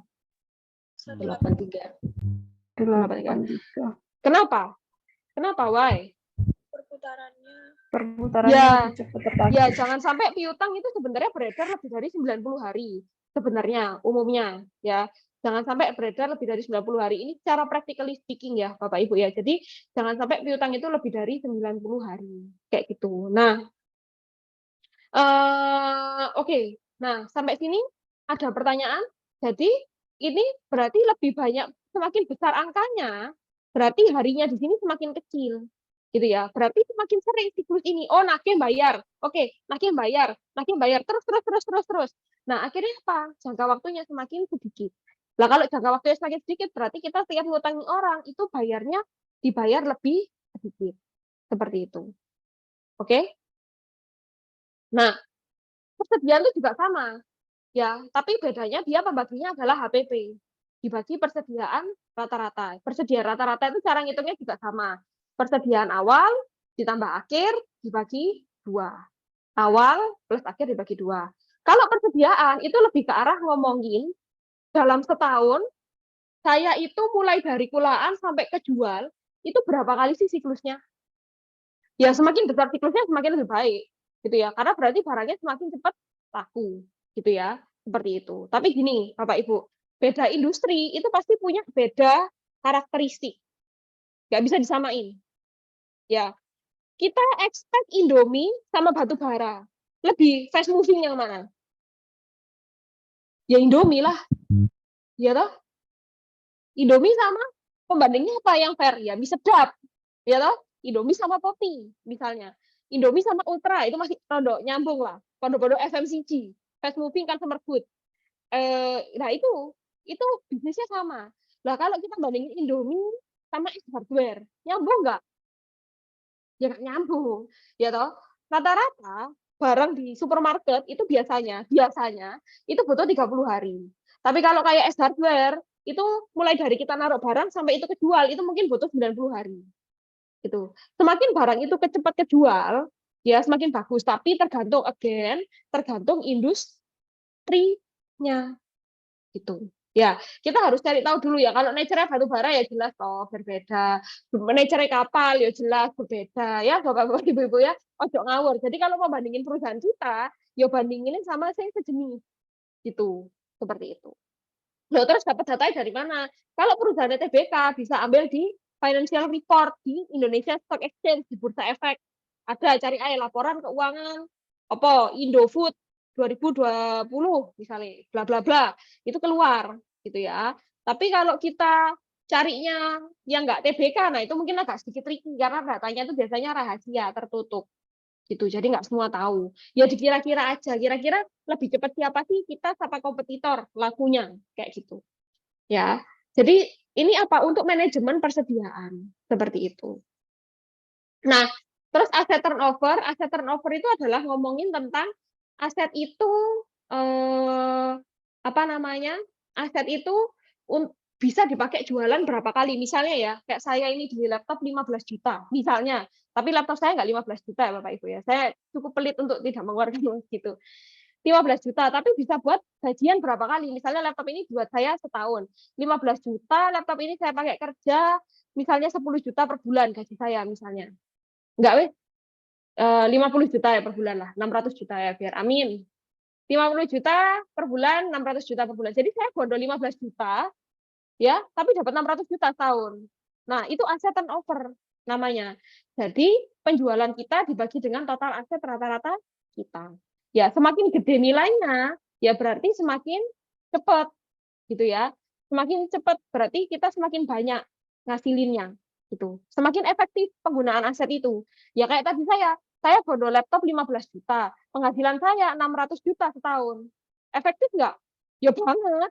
15 juta kan berapa persennya? Berapa anunya 600 juta gitu. Seperti itu. Sampai sini ada pertanyaan?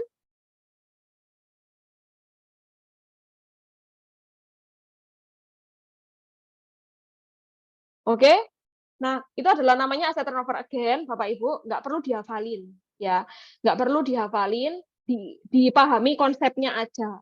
Ya, toh besok ujiannya juga adalah open book ya, jadi tenang aja, seperti itu. Nah, ini kita lihat PT IAI di 2018 sama 2019. Ya, ada penjualan kredit, ada saldo awal tahun, saldo akhir tahun, rata-ratanya berapa? Rata-rata itu apa? Rata-rata itu adalah awal tahun ditambah akhir tahun dibagi 2. Wah, ya toh. 140 ditambah 120 berapa? 260. 260 dibagi 2 berapa? 130. Yang kanan juga sama. 120 ditambah 115, 235 dibagi 2, 117, 500. Kayak gitu ceritanya. Aman? Nah, kita lihat perputaran piutangnya. Artinya apa? Perputaran piutangnya yang satu 9,2, yang satunya 12,7 apa? Kalau bingung, bagian sama 365, Bapak-bapak, Ibu-ibu. Coba, yang satunya 365 dibagi 9,2, 365 dibagi 12,7. Berapa hasilnya? Ayo, penghitung. Dan nggak ngantuk.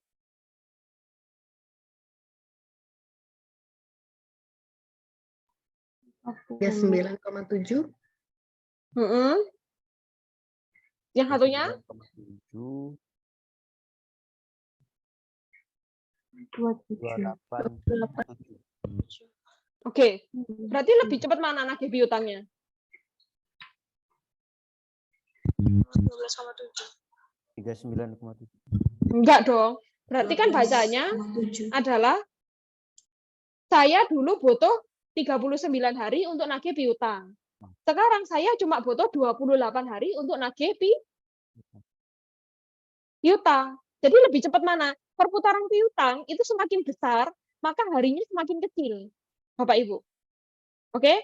Kalau bingung itu bagian sama 365. Langsung 365. Berarti dulu saya butuh 39 hari untuk menagih, sekarang cuma butuh 28 hari. Berarti ini ada apa? Ada improvement dari tim mana? Tim bagian kredit misalnya, teman-teman bagian penagihan. Misalnya seperti itu. Oke? Aman? Paham? Sampai sini aman? Bingung? Aman. Jadi perputaran piutang yang semakin besar, itu semakin bagus. Ya, karena harinya akan semakin kecil. Gitu juga dengan persediaan. Berarti persediaan yang berputarnya banyak, itu lebih laku. Seperti itu. Oke? Nah.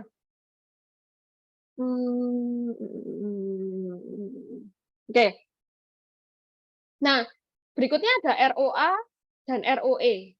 Nah, ROA dan ROE itu lebih ke arah ngomongin, kalau saya punya aset kayak tadi, ROA itu kayak tadi, Bapak Ibu. Saya punya aset 15 juta. Gitu ya. Nah, 15 juta ini untuk menghasilkan penghasilan 600 juta setahun. Berarti cuan nggak? Berarti ROA-nya gede banget dong. Ya, semakin gede ROA, return on asset, berarti semakin efektif dalam menggunakan aset saya. Berarti saya ini harus memaksimalkan tiap inci aset saya ini. Itu. Jangan sampai laba bersihnya itu di bawah total asetnya. Seperti itu. Oke? Kalau ROE, saya punya modal 10M. Misalnya. Terus, kira-kira dalam, misalnya nih, ditulis saja sebentar. Misalnya nih, berarti saya punya laba bersih 600 juta yang awal, yang atas. Aset saya cuma 15. Berarti berapa? 40 kali. Berarti aset saya itu bisa ditebus dengan 1 bulan aja. Karena setahun saya sudah menghasilkan 600 juta. Nah, sama kayak ROE. ROE itu konsepnya kita punya modal 10M atau 10M lah misalnya. Tahun ini, bulan ini kita mendapatkan 1M.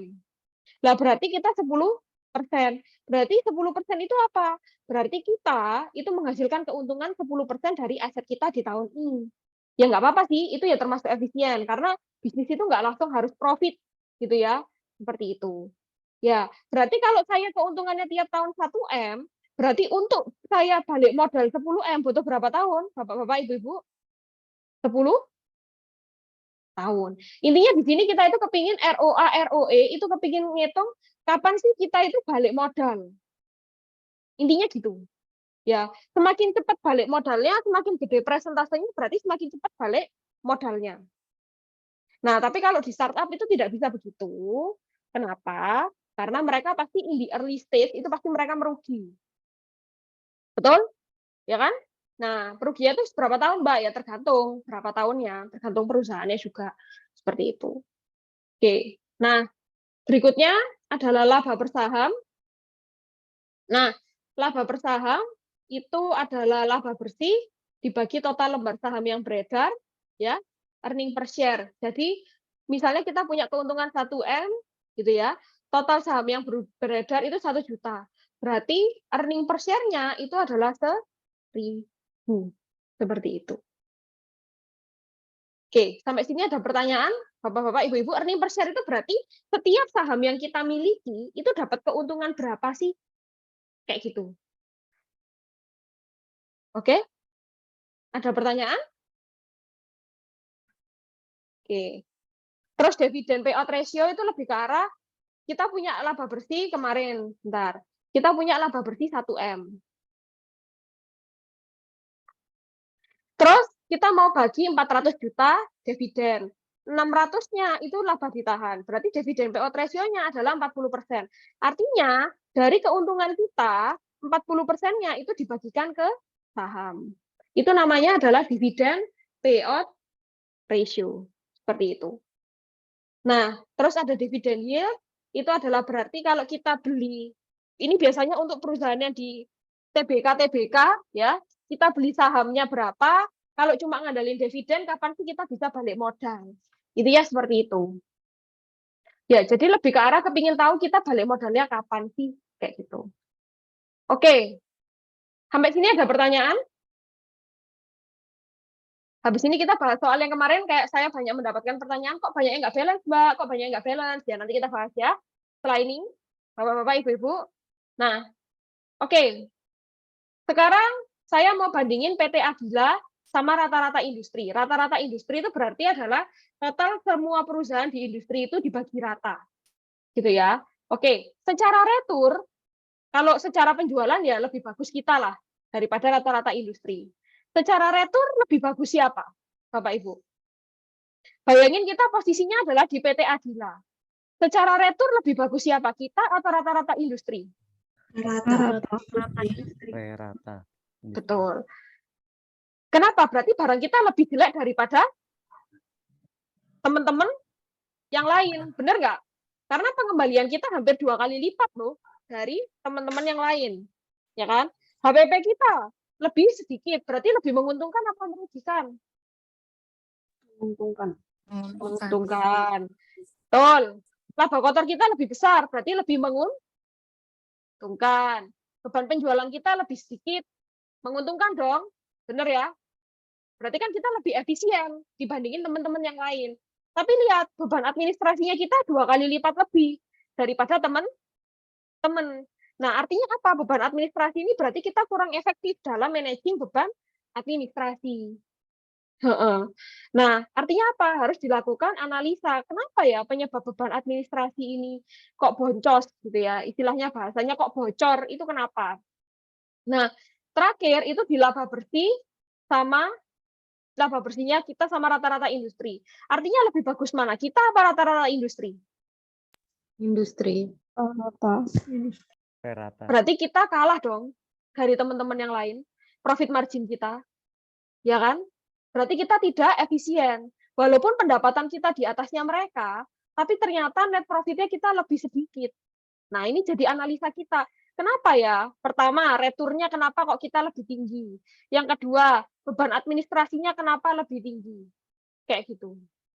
Nah, seperti itu, Bapak-bapak, Ibu-ibu. Ya. Nah, apa yang bisa dikurangi? Jadi kalau prinsipnya kita itu adalah cost efisien. Memotong apa hal yang tidak perlu dikeluarkan sebenarnya, itu nggak usah dimasukin. Maksudnya, kalau bisa kita pilih vendor yang lebih murah, pilih lebih murah. Gitu ya, seperti itu. Pilih vendor yang lebih murah. Apa yang bisa lebih murah tapi kualitasnya sama lebih murah. Kayak gitu. Jadi kita harus namanya itu adalah cost efisien. efisiensi. Jangan sampai kita bandani sesuatu untuk yang sia-sia, gitu ya. Pokoknya intinya tuh sekarang itu cost. Nah, kalau Bapak dan Ibu mau tahu, bisa lihat di Netflix, langganan Netflix, teman-teman, langganan lah ya. Atau enggak lihat Dek Lok ya. Ya situs ilegal ya, legal lihat. Ya, coba perhatikan kisah tentang Carlos Ghosn. Nah, jadi Bapak dan Ibu tahu mobil, Bapak-bapak mungkin tahu Renault. Renault itu mobil Jerman. Maaf, Jerman. Nah, Renault itu dulunya itu mau bangkrut. Bapak-bapak, ibu-ibu. Ini kisah nyata ya, saya nggak ngarang. Ini silakan dilihat, ini Carlos Ghosn. Ya. Carlos Ghosn ini dianggap sebagai namanya itu adalah ini, Bapak Ibu, julukannya di bidang accounting. Cost killer. Waduh, ngeri. Nah, beban-beban yang nggak penting kayak gini itu dipangkas sama beliau. Tapi beliau itu jeleknya satu, apa? Suka layoff orang. Ya, kan nggak semua beban itu bisa ditekan seperti itu. Apalagi kalau menyangkut karyawan, nanti karyawannya stres, bunuh diri gimana? Ya, nah itu Carlos Ghosn. Ya, jadi ceritanya ini adalah ceritanya beliau itu menyelamatkan Renault, itu mobil Renault itu dari ambang kebangkrutan. Jadi misalnya nih, saya lupa angka persisnya. Renault itu kalau nggak salah dulunya minus 10 juta euro. Ya, pada tahun berapa? Wis mau bangkrut lah. Terus dipegang Carlos Ghosn dalam beberapa tahun, dia bisa positif 15 juta euro kalau nggak salah. Swanger nggak orang kayak gini? Yang awalnya perusahaannya mau bangkrut terus jadi gini. Ya. Nah, terus akhir kata Renault ini kerjasama sama Nissan. Nah, kalau Nissan ini kan ibu-ibu udah pada ngerti ya, merek Nissan, merek Jepang, ya kan? Nah, di Nissan beliau itu juga memperlakukan hal yang sama ke Renault. Jadi di Renault itu dia itu dulu mecati semua orang, dipecat gitu intinya. Lah di Nissan itu dia juga sama, cuma bedanya gini, masyarakat Jepang itu nggak bisa langsung asal dipecat kayak gitu sebenarnya, Bapak Ibu. Nah, jadi akhirnya dia ada sedikit dibenci sama orang Jepang. Orang Jepang nggak sedikit, benci banget sama dia. Karena dia suka nge-layoff-in. Lah di Jepang itu nggak kayak gitu ya Bapak Ibu. Jadi beda negara itu beda culture. Lah di Nissan itu juga sama. Sebenarnya beliau itu juga menyelamatkan dari posisi minus jadi positif. Kenapa? Karena dia motongin kos-kos yang kayak gini. Tapi ingat, nggak semua kos itu bisa langsung dipotong secara brutal gitu ya. Ada beberapa aspek kemanusiaan yang perlu kita tinjau gitu ya. Apakah boleh kita nge-layoff karyawan? Boleh, tapi lakukan dengan mindful. Kita juga ngurangi beban karyawan, ya supaya kan kenapa kok Bapak, tapi kan itu untuk keuntungan perusahaan. Iya, tapi kan perusahaan ini tempat kita kerja bareng-bareng gitu ya. Jadi logikanya kita juga harus sustain pendapatannya seperti itu. Oke, nah ini bisa dilihat untuk malam minggu ya sebelum ujian, tenang aja kan sudah banyak dapat poin, nggak usah takut ujian. Oke, Carlos Ghosn ya, Story of Carlos Ghosn. Seperti itu. Sampai sini ada pertanyaan? Bapak Ibu mungkin yang mau share, oke. Kalau nggak ada pertanyaan, oke, kita bisa move bahas ke soal kemarin. Bentar, saya downloadin dulu. Sebentar. Ada yang mau presentasi soal yang kemarin? Saya kasih 15 poin untuk presentasinya. Ada? Kalau enggak saya tunjuk aja. Enggak apa-apa, enggak balance. Kita akan benar-benar balancein. Oke, Budia. Silakan Budia. Budia Rizky Rohmana. Ya, Bu. Wah, semangat. Balance ya, Bu ya?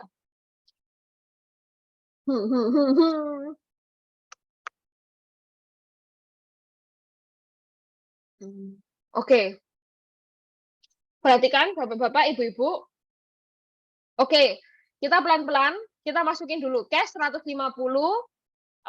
kanan kiri lihat. Nah, kanan kiri balance. Bapak-bapak, Ibu-ibu yang kemarin klaim tidak balance, diperhatikan apa penyebab tidak balance-nya sebenarnya. Tahu nggak apa? Owner's drawing. Drawing itu apa? Prefer. Prefer harusnya di Debit. yes. Berarti balance nggak Mbak Dia? Balance. Balance.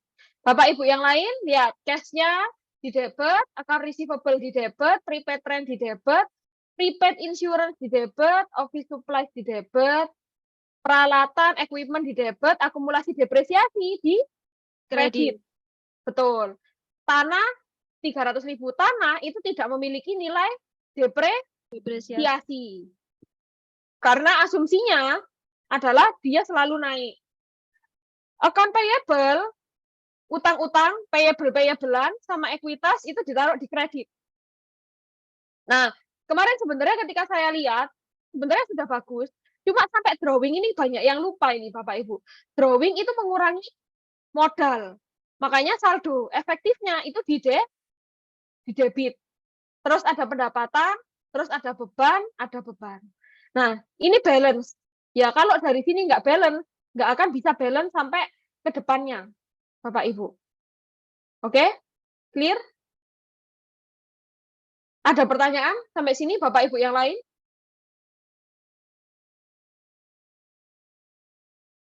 Ada pertanyaan? Jelas ya? Clear, Bu. Saya pikir honest drawing itu gambar asetnya si Bukan, Bu. Drawing. ya. Ya. Memang bahasa Inggris itu. Ya, jadi drawing itu maksudnya adalah prefer. Ya, prefer maksudnya gitu. Oke. Nah, lanjut. Perhitungan depresiasi peralatan selama tahun 2019 adalah sebesar 16.000. Berarti jurnalnya adalah akumulasi depresiasi pada Depresiasi. kebalik ini. Kebalik ya, Bu? Ini? Iya, kebalik. Betul. Harusnya depreciation expense pada accumulated depreciation. Ya toh, Budia? Bukannya Betul ya? waktu itu saya pikirnya gini, Bu. Soalnya kan di sini kan akumulasi depresinya 32.000. Ya, terus jadi 16 gitu toh. Iya, Enggak, gitu. maksudnya ketambahan 16 maksudnya. Oh, gitu. Iya. Oke, clear? Clear. Dibenerin dulu, Mbak Dia selak lupa. Supaya nanti bisa di-share ke teman-teman yang lain buat bahan belajar.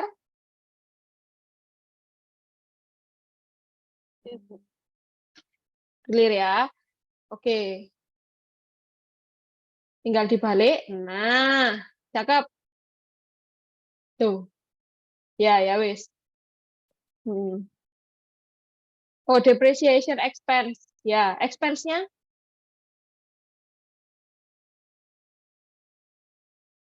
kata-kata expense jangan lupa. Nah, cakep. Tip. Terus lanjut, Bu. Ke soal, lihat ke soal dulu. Kedua, prepaid rent yang masih tersisa tanggal 31 Desember 2019 640. Jadi itu kan prepaid. Nah, ya prepaid betul. rent-nya ada 6.000. 6.000. Terus Coba tunjukin Bu di sebelah kanannya pelan-pelan, sabar Bu Dia, tenang. Hah? Ya, prepaid rent-nya kan itu ada 6.000, di highlight Bu. Ya, prepaid rent 6.000, betul. Nah, itu sisa 640. Nah, berarti yang kepake adalah 5.360. betul. Korek. Mudeng ya, Bu Dia? Ya, mudeng. Kenapa kok yang atas itu enggak kayak gitu? Karena ingat akumulasi depresiasi itu dibawa terus tiap tahun loh, Bu. Iya toh? Iya kan? Makanya ini berarti tahun dari kemarin yang 32 itu. Berarti sudah jalan 2 tahun. Kayak gitu. Oke. Bapak-bapak, ibu-ibu yang lain aman? Sampai sini jurnalnya? Aman ya? Aman. Siap. Yang C. Yang C. Ada hutang wesel senilai $100 telah diterbitkan pada 1 September dengan 100.000. Ya, 100.000. Tingkat bunga 9%, jatuh temponya 6 bulan. Betul. Berarti ada beban bunga pada hutang bunga. Nah, Pada ini tahun oke. Dia nerbitinnya bulan apa? September. Oke, September ke Desember itu berapa bulan? 3 bulan. September, Oktober, November, Desember. 5 Lihat dulu tanggalnya, Pak Fajar, tenang, tenang. Ya, tanggalnya berapa? Tanggal itu menentukan. Kalau dia 1. tanggal 1, berarti 1 September, 1 September, Oktober, November, Desember. Berarti bukan 6/12, tapi 4/12. Nah, itunya sudah benar loh. Nah, betul. Aman? Bapak-bapak, ibu-ibu, sampai sini? Bu, izin. Itu kan dia kan di tanggal 1 September. Terus ke bulan depannya tanggal 1 Enggak, Juli. 1 September sampai 30 September berapa? Oh gitu, berarti dia 1. 1. Oh gitu. Enggak, saya kira awalnya itu 1 September, 1 bulannya 1 Oktober gitu, 1 bulan. Jadi, Enggak. oh gitu. Oke. Enggak Terima dong. kasih. Ya, Pak. Hati-hati ya Bapak Ibu, tanggal itu juga menentukan ya soalnya. Oke? Terus office supplies expense, Mbak Dia silahkan dijelaskan. Yang D, saldo official supplies tanggal 31 Desember 2018 sebesar $325. Ada pembelian selama tahun 2019 yaitu 3.480. Terus habis itu pada tanggal 31 Desember office supplies-nya yang tersedia tinggal 385. Oke, ditulis bawahnya rumusnya, tenang. Ditulis, berarti beginning, saldo awal, ditambah pembelian, dikurang saldo akhir. Ya, saldo awalnya berapa? Saldo awalnya adalah 3.805. Betul?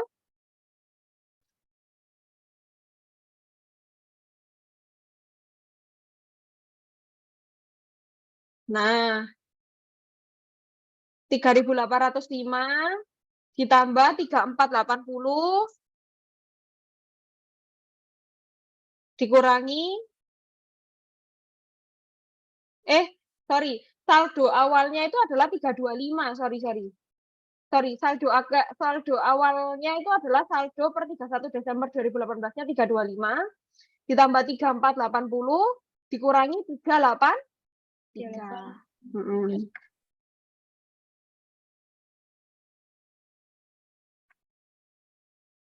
Oke. 3.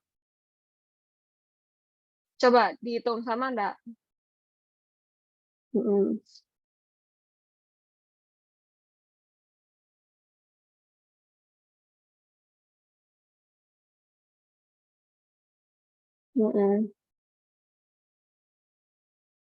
Nah, sama toh Bu Rizky, Bu Dia, sorry. Ya. Terus unearned service revenue, pada service revenue yang Bapak Ibu, perusahaan telah menyelesaikan 20% dari pekerjaan. Sebelumnya perusahaan telah menerima uang muka tunai sebesar 15.000. Berarti unearned service revenue pada service revenue, betul. Sebesar 3.000. Betul. Lanjut. Yang F, Mm-mm. jasa yang telah dilakukan untuk memperoleh revenue tapi belum dicatat pada 31 Desember yaitu 2.000.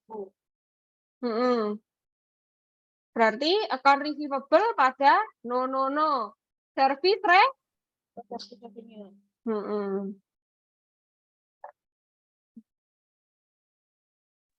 Bu Elsa, maaf izin tanya. Yang nomor poin E, itu kan dia nerima sebelumnya 15.000 ya. Nah, itu emang nggak ada pencatatan kas dulu ya? Ada dong. Itu loh, nyatetnya kan ini. Lihat di kolom kiri, itu kan ada unearned service revenue 15.000.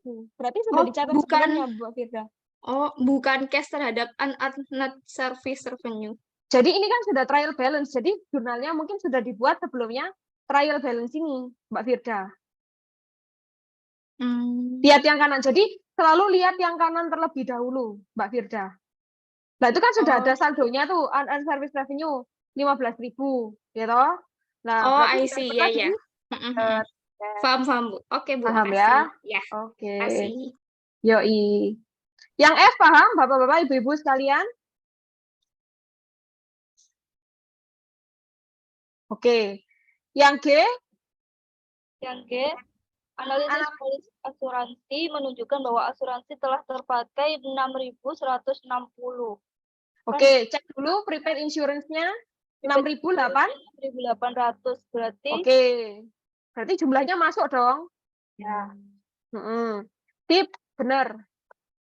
Terakhir, Yang H, beban gaji yang telah terjadi namun belum dibayarkan 2.800 sampai 31 Desember 2019.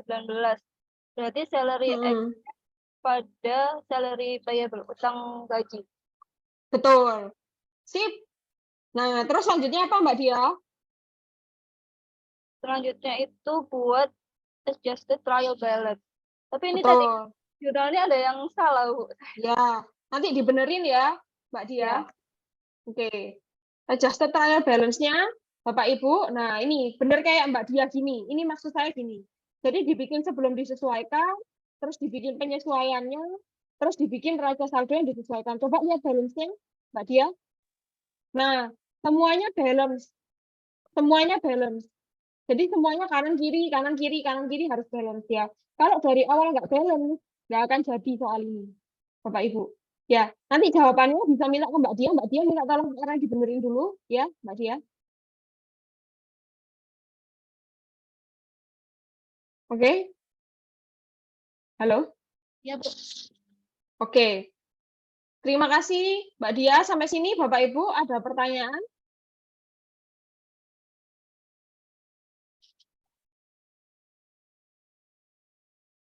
Ada pertanyaan? Clear? Oke. Ada yang bisa presentasi ini?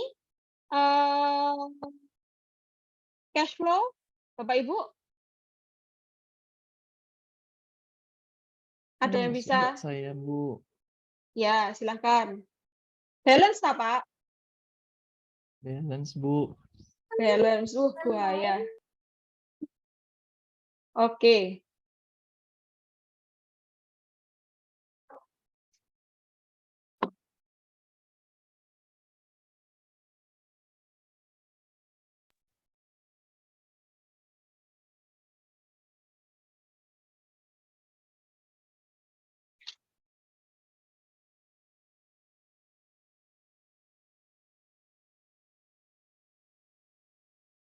Maaf, Bu, tadi saya dapat berapa poin ya, Bu? 15. Terima kasih, Bu. Yoi. Nah, yang cash flow bisa ditunjukkan dulu soalnya Pak Fajar.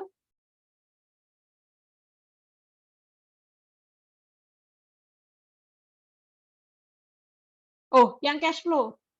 Bukan yang ini, yang cash flow Pak Fajar. Yang soal Witlock. Ini soalnya baru saya kirim. Cash flow. Cash flow yang kemarin sebelumnya.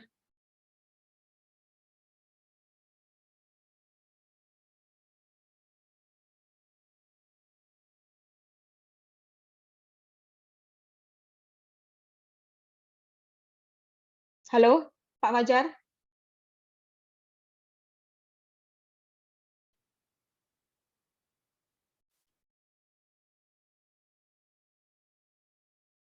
Tes. Masih mute, Pak.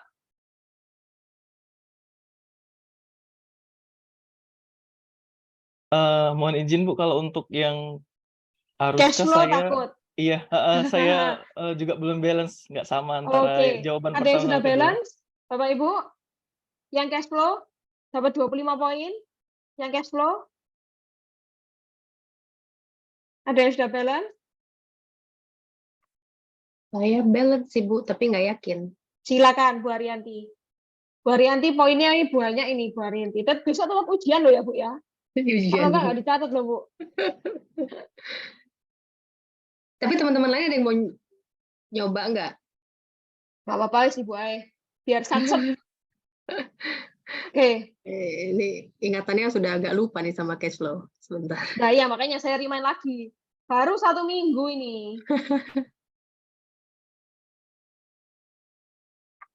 Ini ya Bu Oke. maksudnya. Ya, kita ke indirect method dulu. Ya, Bu. Bedanya indirect sama direct apa Bu Arianti? Wah, lupa wisan. Tunggu. Ya, Mulainya Ibu kayaknya beda jelasin. nih. Indirect itu mulainya dari Net in? net income. Kalau direct, kalau direct berangkatnya dari revenue. Betul ya. sekali. Oke, net income-nya 165. Oh, oke, coba Ibu yang presentasi. Ibu kan poinnya gede nih, presentasi. Gimana caranya? Sebenarnya udah agak lupa Saya nih lihat. statement of cash flow. Ya, net income. Net Net income-nya dapat dari income mana? Dari sini. Betul, net income 1650. Ya. Terus AR. AR-nya dari sini bertambah. Ya. Jadi dikurangi. Kenapa kok aset? Kenapa kok AR bertambah dikurangi, Bu? Karena aset kalau bertambah berarti seolah-olah kita kayak ada melakukan pembelian. Uangnya keluar. Iya. Aset bertambah, uangnya keluar sehingga berkurang. Uangnya berkurang. Tapi kalau kita jualan aset, seolah-olah uangnya bertambah. Oke? Clear? Nah, coba lalu ada inventory. Nah, inventory-nya ini berkurang. Sehingga di sini ditambahkan. Lalu prepaid expense-nya karena bertambah, sehingga di cash flow-nya dikurangi. Lalu AP-nya berkurang. AP itu apa? Account payable. Oke, utang. Utang kalau berkurang berarti utangnya ada yang dibayarkan. Betul. Berarti cash flow-nya harus dikurangi. Lalu accrued expenses yang berkurang.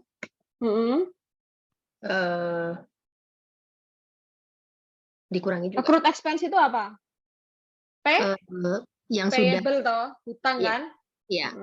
Sudah dinikmati manfaatnya tapi belum dibayar ya kalau nggak salah. Iya. Terus depresiasi. Nah, ingat kalau net income berarti harus ditambah dengan depresiasi dan amortisasi. Iya toh? Iya toh? Kalau indirect itu harus depresiasi ditambahkan, tapi kalau direct enggak usah. Oke? Clear ya? Teman-teman di sini ada yang mau menyanggah? Ada yang mau bertanya? Oke.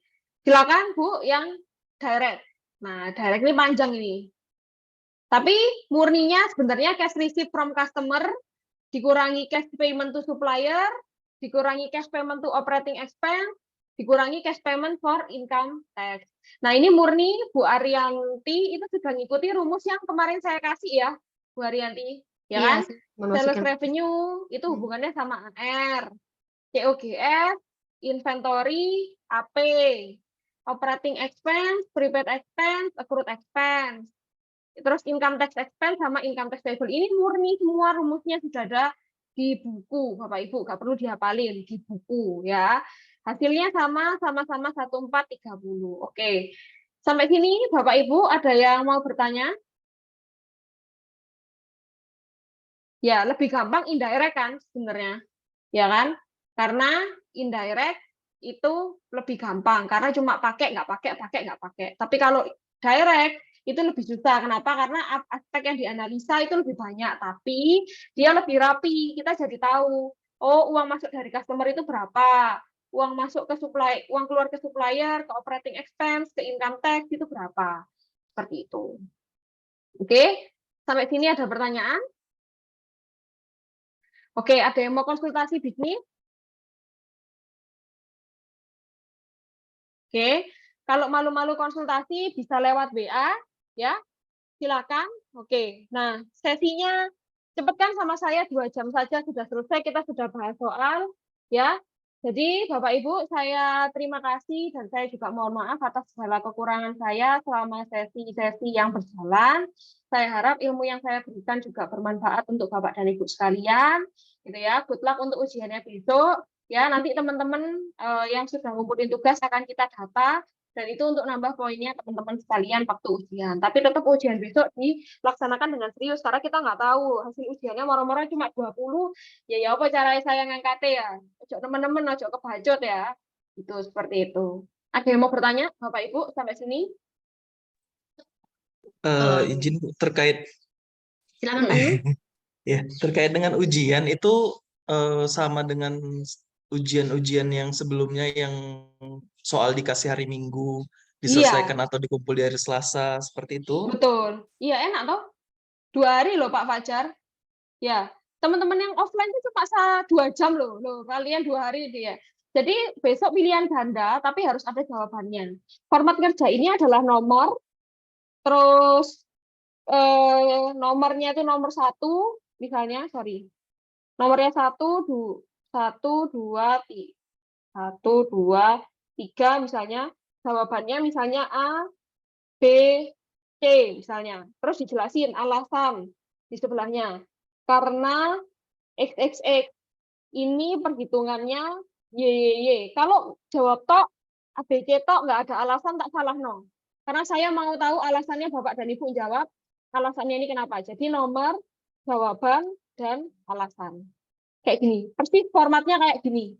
Besok ngerjainnya di Excel. Untuk waktunya nanti mungkin bisa didiskusikan sama Mbak Mita ya. Karena saya kurang lebih seperti itu. Itu. Mbak, nanti pakai bahasa Inggris apa bahasa Indonesia kan contoh-contoh bahasa Indonesia, tenang. 100% wong Indonesia, ya, tenang. Latihannya tok bahasa Inggris, jangan khawatir. Ya, Bu Fitria, langsung khawatir. Enggak. Saya enggak kejam ya. Latihannya tok saya kejam. Gitu. Oke?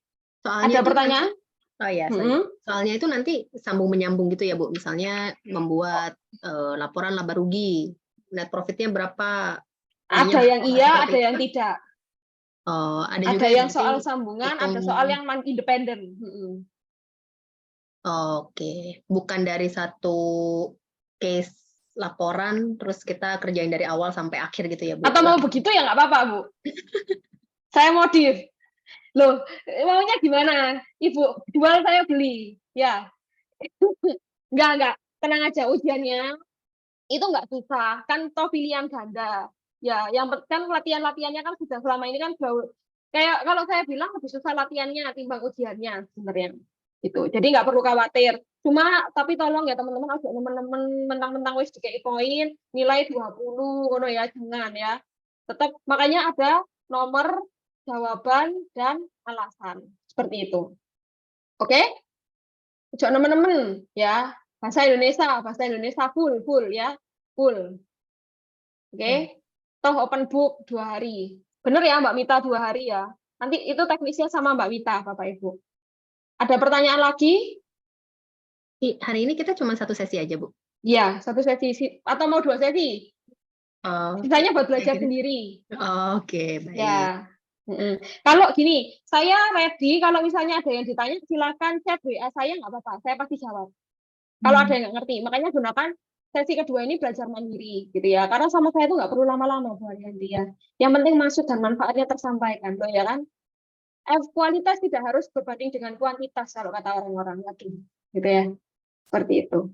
Bu Elsa, izin tanya, kalau misalnya sesi kan pelatihan ini udah selesai, terus misal kayak masih ada yang mungkin perlu dikonfirmasi atau diskusikan, Bu Elsa juga open.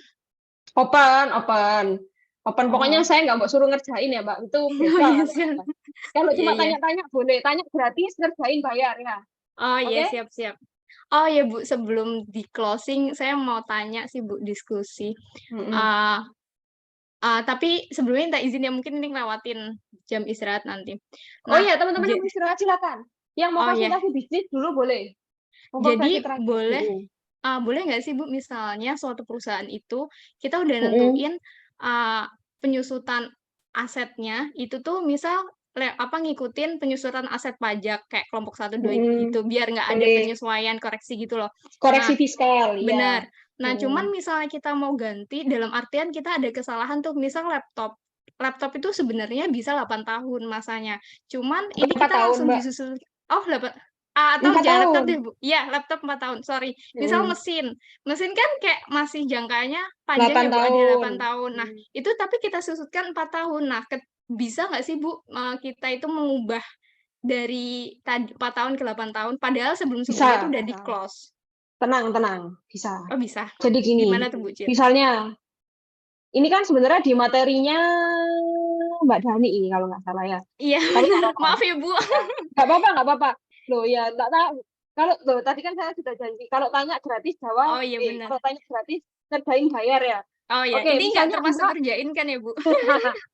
enggak, Mbak. Kalau Iya, Mbak iya, ngasih oke. duitnya Mbak ke saya, baru saya pegang. Siap. Oke. Oke, misalnya Mbak beli mesin 100 juta. Terus kan niat pajaknya kan aslinya ada 4 dan 8. Betul ya? Kita ngomonginnya garis lurus saja lah. Iya, Ya kan? benar. Berarti kan ada tahun ke 1, 2, 3, 4, 5, 6, 7, 8 misalnya. Lah, under garis susut lurus 25, anggap aja 25 terus. Iya. Ya kan? Nah, tapi misalnya nih, sorry, di tengah-tengah tahun ketiga atau tahun kedua, wes biar gampang. Mbak ngerasa bahwa lo ini tuh aslinya 8 tahun loh. Bener? Iya, Bukan? benar kayak gitu.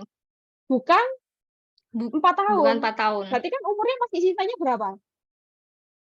Masih ada Masih 1, 6. 2, 3, 4, 5, 6. Oh, 5, benar. 6 tahun toh? Iya toh? 6 tahun. Pokoknya 6. Misalnya di akhir tahun kedua kita realize, oh iya ternyata ini itu apa namanya? Nggak sesuai nih. Nah, berarti yang sudah terlanjur itu kan jurnalnya apa, Mbak?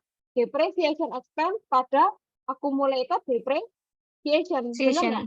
Benar. Benar kan? Nah, nggak apa-apa. Ini kan 25 di tahun kedua. Berarti kan sisa asetnya sekarang berapa? 75. Sisa 50 toh? 50. 50 kan? Nah, Di tahun 50 kedua ini, ya. ya 50 ini saya bagi dengan 6 tahun sisanya. Berarti mulai dari tahun ini depresiasi atau akumulasi depresiasinya jangan 25, tapi jadi 8. Sorry. Jadinya 8. Mudeng. Jadi mulai dari sini ke sini, Mbak Firda, ya, yang sudah berlalu itu dibiarkan berlalu. Oh iya, paham. Jadi yang selanjutnya baru ya, sesuaikan sama sisanya. Iya, Oh betul. iya. Gitu ceritanya, Mbak Firda. Oh iya. Mudeng ya. Oke. Pacar Paham. ngangguk mudeng ya, Pak ya. Iya. Jadi nggak apa-apa. Jadi tidak perlu pembetulan laporan keuangan gitu-gitu ya, Bu? Nggak perlu, Mbak. Kalau depresiasi itu nggak perlu. Karena sudah terjadi. Ya Iya, bilang benar, aja kan ditanya, oh iya karena memang ini sudah peralihan, kita beralih fungsi. Ternyata mesin ini ternyata bisa lebih awet daripada yang kita pikirin. Bilang aja nanti kalau ditanya. Seperti itu, Pak Firda. Oh iya, paham. Oke, Bu, Oke. makasih. Sama-sama. Ada lagi yang mau konsultasi? Konsultasi hanya konsultasi akuntansi dan bisnis ya. Kalau konsultasi mental bukan ke saya ya. Konsultasi uang bukan ke saya, oke? Ada lagi Bapak-bapak, Ibu-ibu? Oke. Ini sesinya cuma satu sesi. Sesi satunya silakan dipelajari soal-soal yang kemarin. Siapa tahu keluar, siapa tahu ya, siapa tahu. Ya, memang yang bawa soal saya, tapi suka-suka hati saya mau soalnya gimana ya. Oke? Jadi terima kasih Bapak dan Ibu. Kalau ada pertanyaan di sesi kedua, silakan langsung ditanyakan lewat WA saya aja. Pasti saya akan menjawab secepat mungkin. Ya, selama saya bisa dan itu pertanyaannya menanyakan bukan mengerjakan ya. Seperti itu. Oke, saya kembalikan ke Mbak Mita. Kalau nggak ada yang bertanya, terima kasih Bapak Ibu. Terima kasih atas perhatiannya selama ini. Sudah mendengarkan ocehan-ocehan saya. Maaf kalau misalnya saya ada salah kata atau kurang-kurangnya. Terima kasih. Semoga saya bisa semakin kaya, Bapak dan Ibu juga semakin kaya ya. Good luck di masa depan, ilmunya bermanfaat dan berfaedah bagi bangsa dan negara. Terima kasih. Bapak Ibu, saya kembalikan ke Mbak Mita.